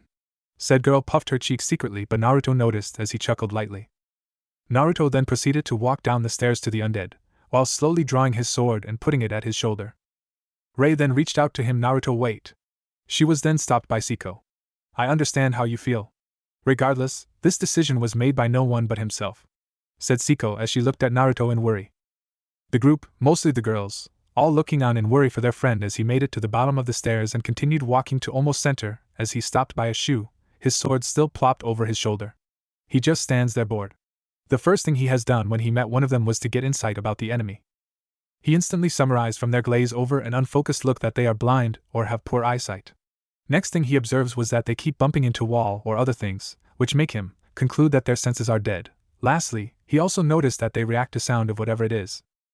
As he stands there, one of them moved toward him by coincidence, but he sidestepped slightly, and so it just walked on by him. Okay, they are blind. First theory proved. He saw a shoe near his leg, so with his right foot he hoisted it up, grabbing with his left hand.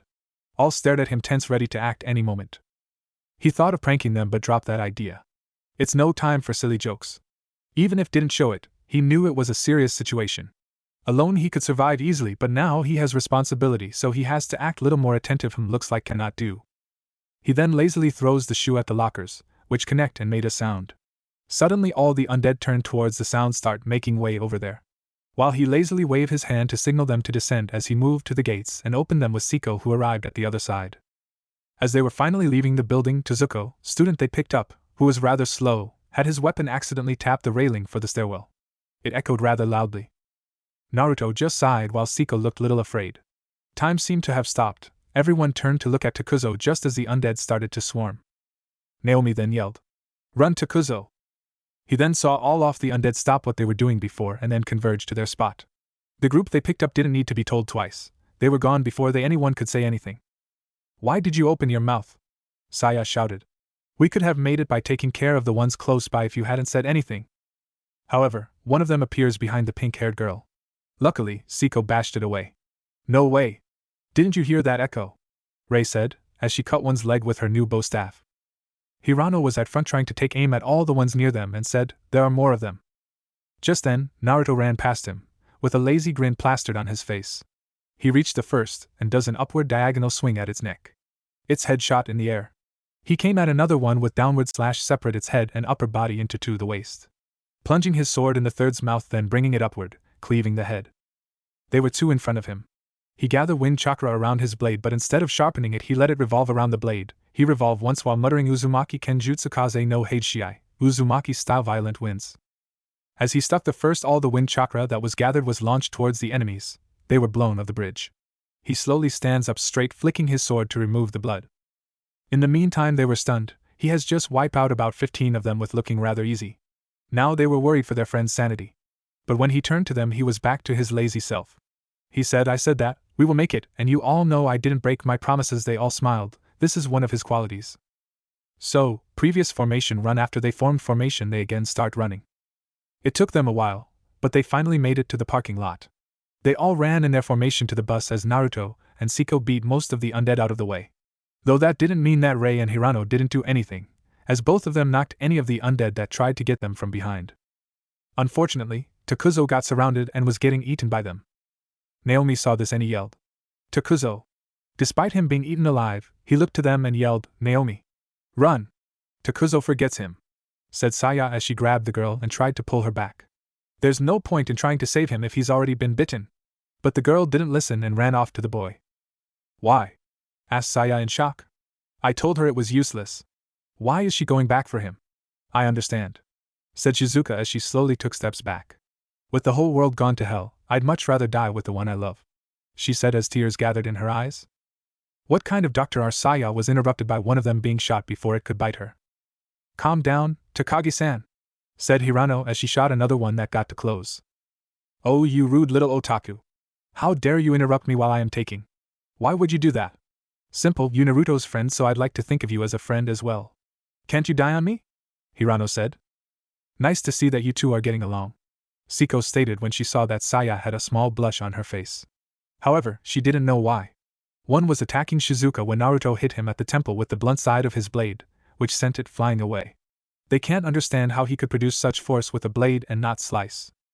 In real, Naruto has layered his blade with chakra, so with the blunt side he used chakra to propel plus kill the enemy. Naruto looked at Shizuka, seeing that she is scared. He called out to her, "Shizuka-chan," the key. At this, she opened the door and all of them ran into the bus. Hirano opened a window and took aim. "Target? Check. Public safety? Check. Ready to rock and roll." Saya looked at him and said, "Oh, hurry up and just shoot them already." Shizuka turned on the bus but was in a panic, her jiggle as she did so. "This isn't like my car. The gas, the brake, the clutch." Naruto and Siko were still outside the bus when they both noticed something troubling. There were too many of them near the school exit. Even with a large bus, if they were to try to drive through all of them, then it could cause the bus to flip over. Siko said Naruto, as he ran hand through his hair. He continued when she looked toward him. "I'm going to clear a path for everyone, okay? Get in the bus and tell everyone to get ready," he drawled out. Siko looked at him as if he was crazy and voiced her opinion. "But Naruto-kun, there are too many of them there. You will get eaten if you get swarmed by that many of them." Naruto just smiled lazily and said, "Don't worry about me. I need you to make sure everyone gets out of here alive. I promise I'll be fine." Without waiting for her to reply, Naruto started jogging, then broke into a run, off to clear the path for them while muttering too less time for sleep. Before she could try and go after him, she heard a cry. "Help us!" Looking back to the school, she saw a group of people running to them. In the group were nothing but students and one teacher. She didn't recognize any of the students, but she did recognize the teacher. It being Koichi Shido. Shido is wearing a black pinstripe suit. Inside the suit, he wears a white dress shirt along with a yellow tie. He also wears black framed glasses. He has black hair that is neatly combed and parted at both sides of his face. But his eyes, his yellow eyes, put Siko on edge. She knows that there is something wrong with him. She has seen it since she first saw him. Naruto too doesn't like him. He never attended his class. Shido many times tries to expel or even insult him in public, but Naruto just turned his game back on him, making him look like a fool. He was even there when Hirano was bullied but was standing aside enjoying the show. Rei happened to see him too. "Shizuka, come on. We have to go," yelled Rei. Though it wasn't because of them. She just wanted to leave Shido to die. "It won't start, Rei," yelled Shizuka back as she tried to start the bus, but it wouldn't start for some reason. Siko was about to say something before she heard a yell from Shido's group. Shido's group a minute before / Shido was glad that the other group noticed them. He doesn't know how much longer he will be able to keep running. Come on, just a little further, he thought as he loosened his tie so he could breathe a little easier. Quickly turning, he addressed his group. Everyone! Hurry! I guarantee you'll make it out alive.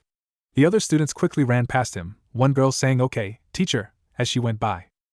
Despite what I said, I wonder if they'll even make it to the bus, thought Shido with a demented gleam in his eye. One student that was in the back of the group was running with a journal and some textbooks for some reason.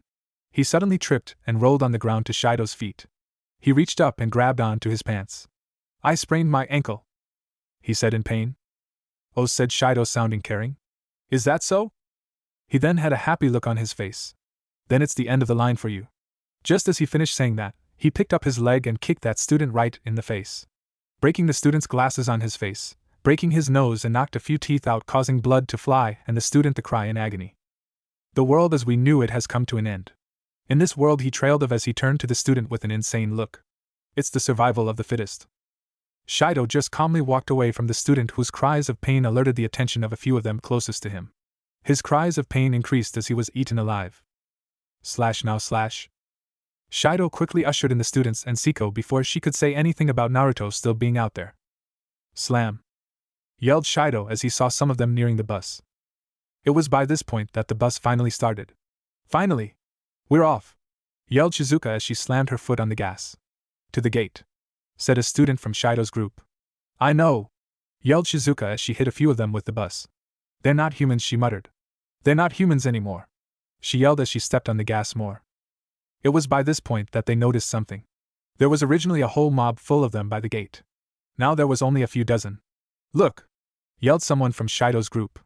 School greenhouse that once looked like a safe haven when they first saw it on the way to the bus.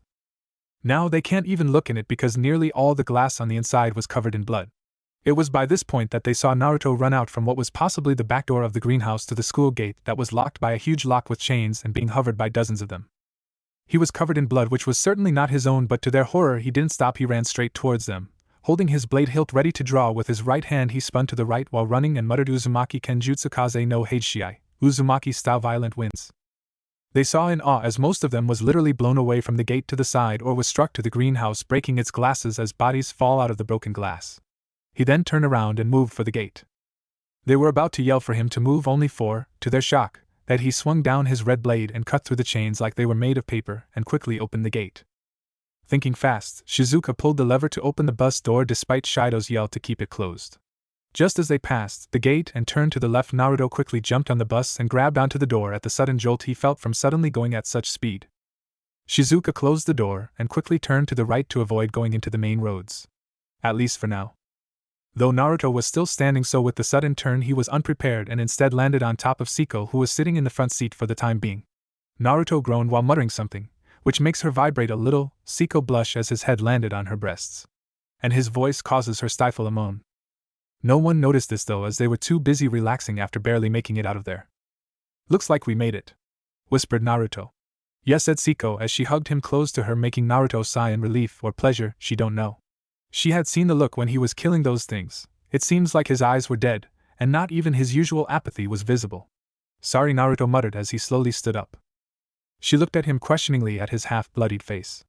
Naruto pointed at her dress. She looked down and saw the blood from Naruto's face was wiped on front of her dress. She blushed a little but smiled. He always was a gentleman. Always so caring, even in a situation like this. What if Naruto x Shizuka Highschool of the Dead? And thanks for watching my video till the end. If you enjoyed this content, then do consider subscribing to my channel, and leave a like if you guys need the next part. Comment down, and thanks for watching the video, and see you guys in the next video.